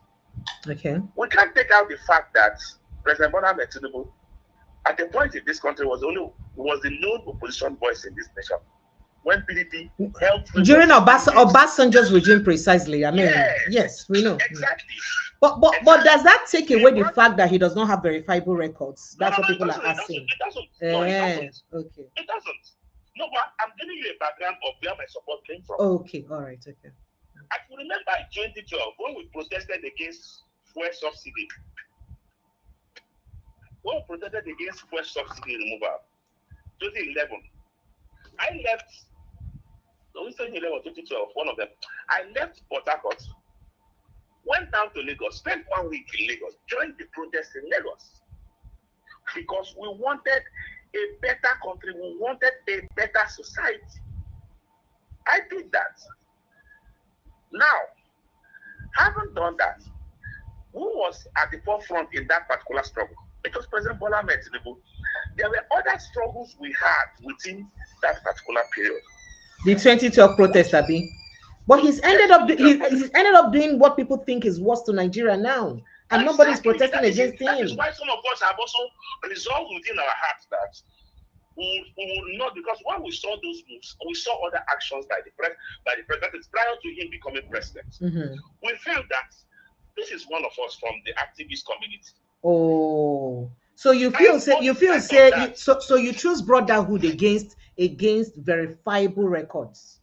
So no, because we have seen this man stand for the oppressed. We saw him speak up against the ills of society.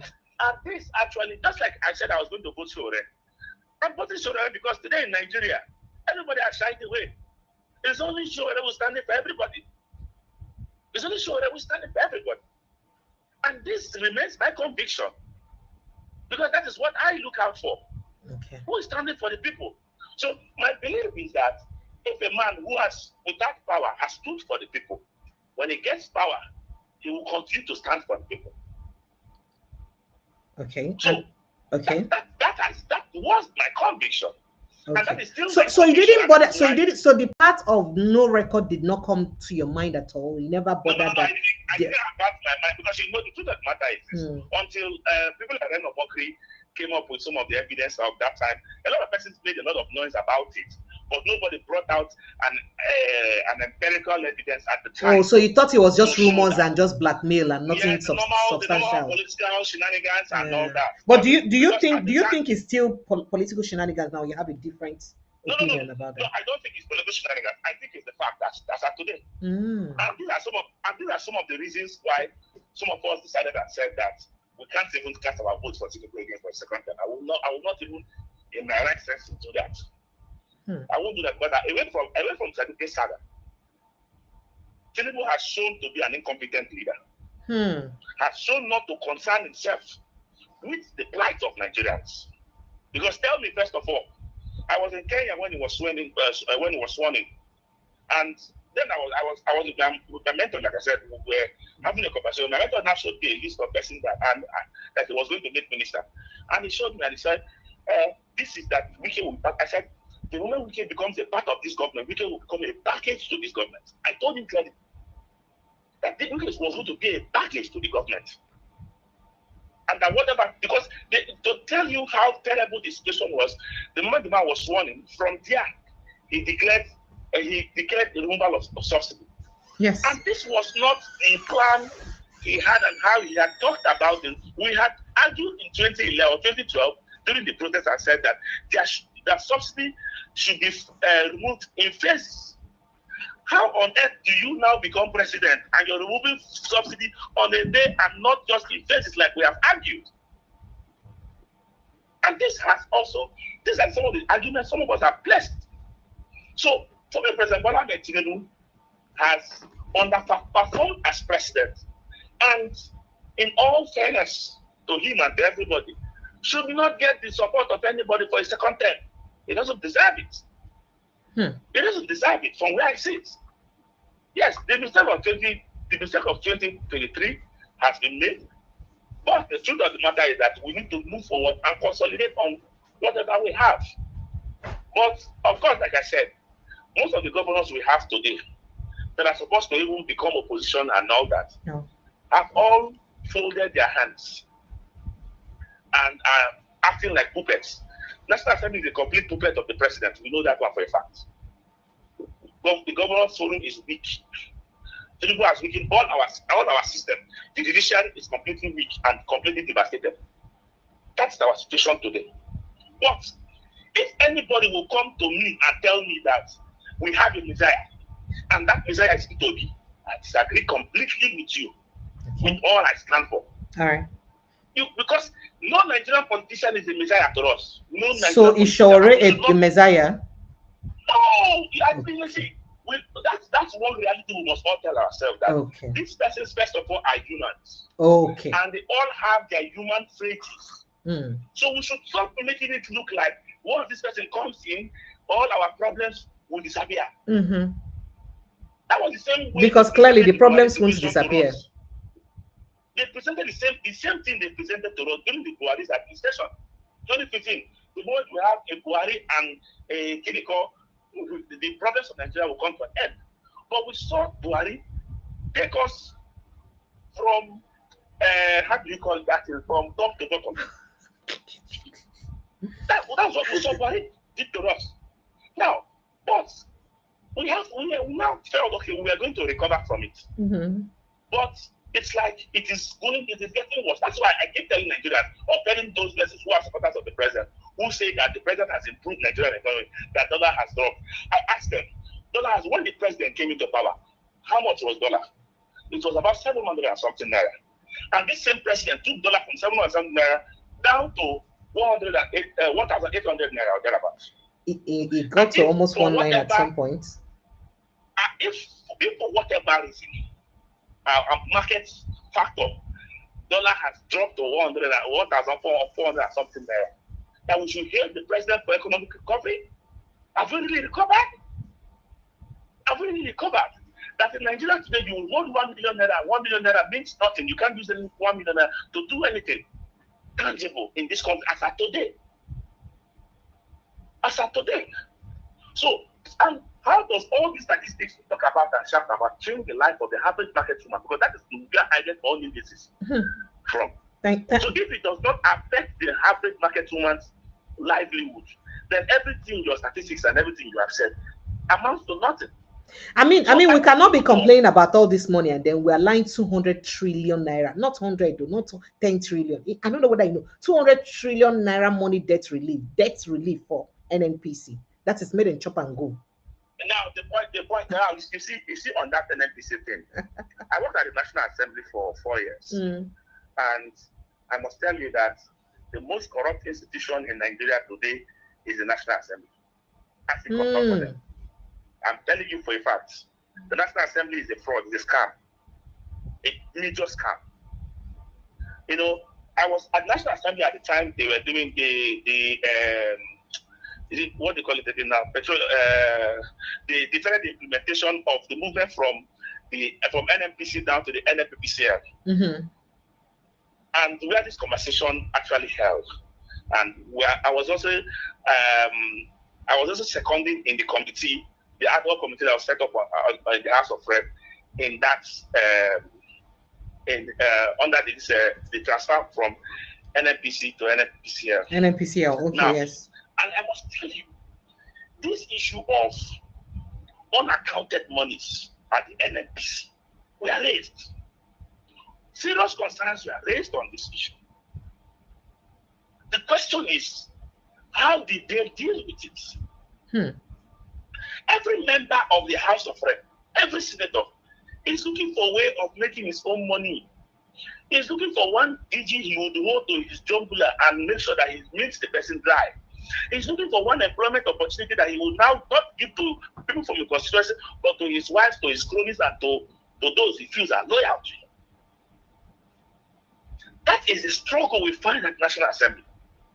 Nobody is interested in coming up with ideas and laws that will change the trajectory of Nigeria. The problems of Nigeria are quite enormous, but I must say that even we as Nigerians, myself inclusive, have also contributed majorly to the challenges we face as a nation. And if we must address it, we must not address it from the standpoint of emotions. We must not address it from the standpoint of blackmail. We must address it from the standpoint of reasonability, looking out for the way forward. If you keep hinging to the fact that, Buhari did this, Buhari did that, this one did this, this one did that, we will not move forward in this nation if we are truthful to ourselves. We must start thinking of solutions to our problem. And the first solution to our problem is to take out Tinubu as president of Nigeria in 2027. We must look for ways to make sure Tinubu does not get a re-election in this nation. But we will not look for ways in the light of this man that is coming is going to be a messiah. Now let us even go back to the ADC. Ask yourself this question. How organized is the ADC to win election in 2027? What is the structural expansion of the ADC across the local governments of this nation? How are they mobilizing for 2027? The ADC is not even carrying out serious mobilization. It is still at that top level. But the rigging and the whole malpractice happens at the grassroots level. And then now all the governors now in charge, and those ones go fit throw away billions of naira anyhow without looking back.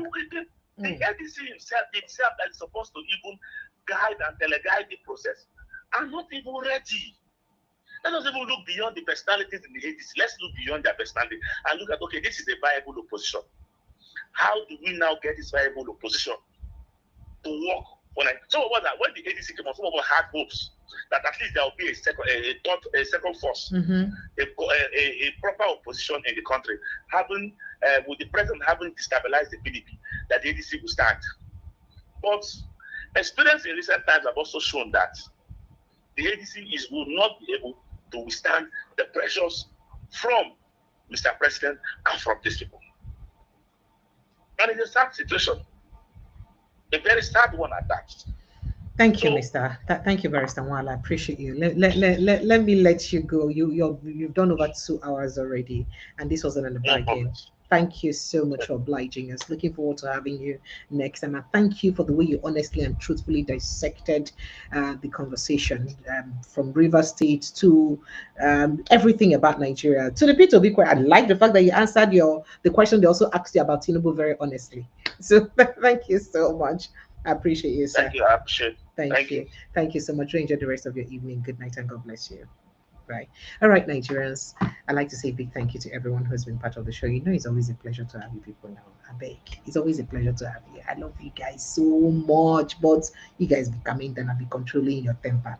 Because calm down. Election is just starting, and there will be more dissenting voices, and we're here to tackle them constructively and not destructively. We'll not get to fight. People have the right to whom they want to campaign for and who they want to or say they vote for. And if you think that he said something about your candidate that is not right, give them superior arguments. Blast them, tell them, say, see argument, if you say this one are wrong, see empirical evidence. The guy selfish shame. Do you understand? That's how it's done. I love you guys and I appreciate you so much. Protect your mental health. Worry less about Nigerian problem, because Nigerian maternity finished quick. See you tomorrow evening with Dr. Kaj Ononoju. I'm sure he has a lot to talk to us about with the drama going on with Kwankwaso and all that, if that would ever work, considering the meeting we heard about Kwankwaso and Tinubu coming up. So I know there's a lot to talk about that, but we'll talk about that tomorrow evening. I love you guys. Protect your mental health. Good night and God bless you. Bye. Remember to like, share, and subscribe. I beg. They pay money. Like, share, and subscribe. Good night and God bless you. Bye.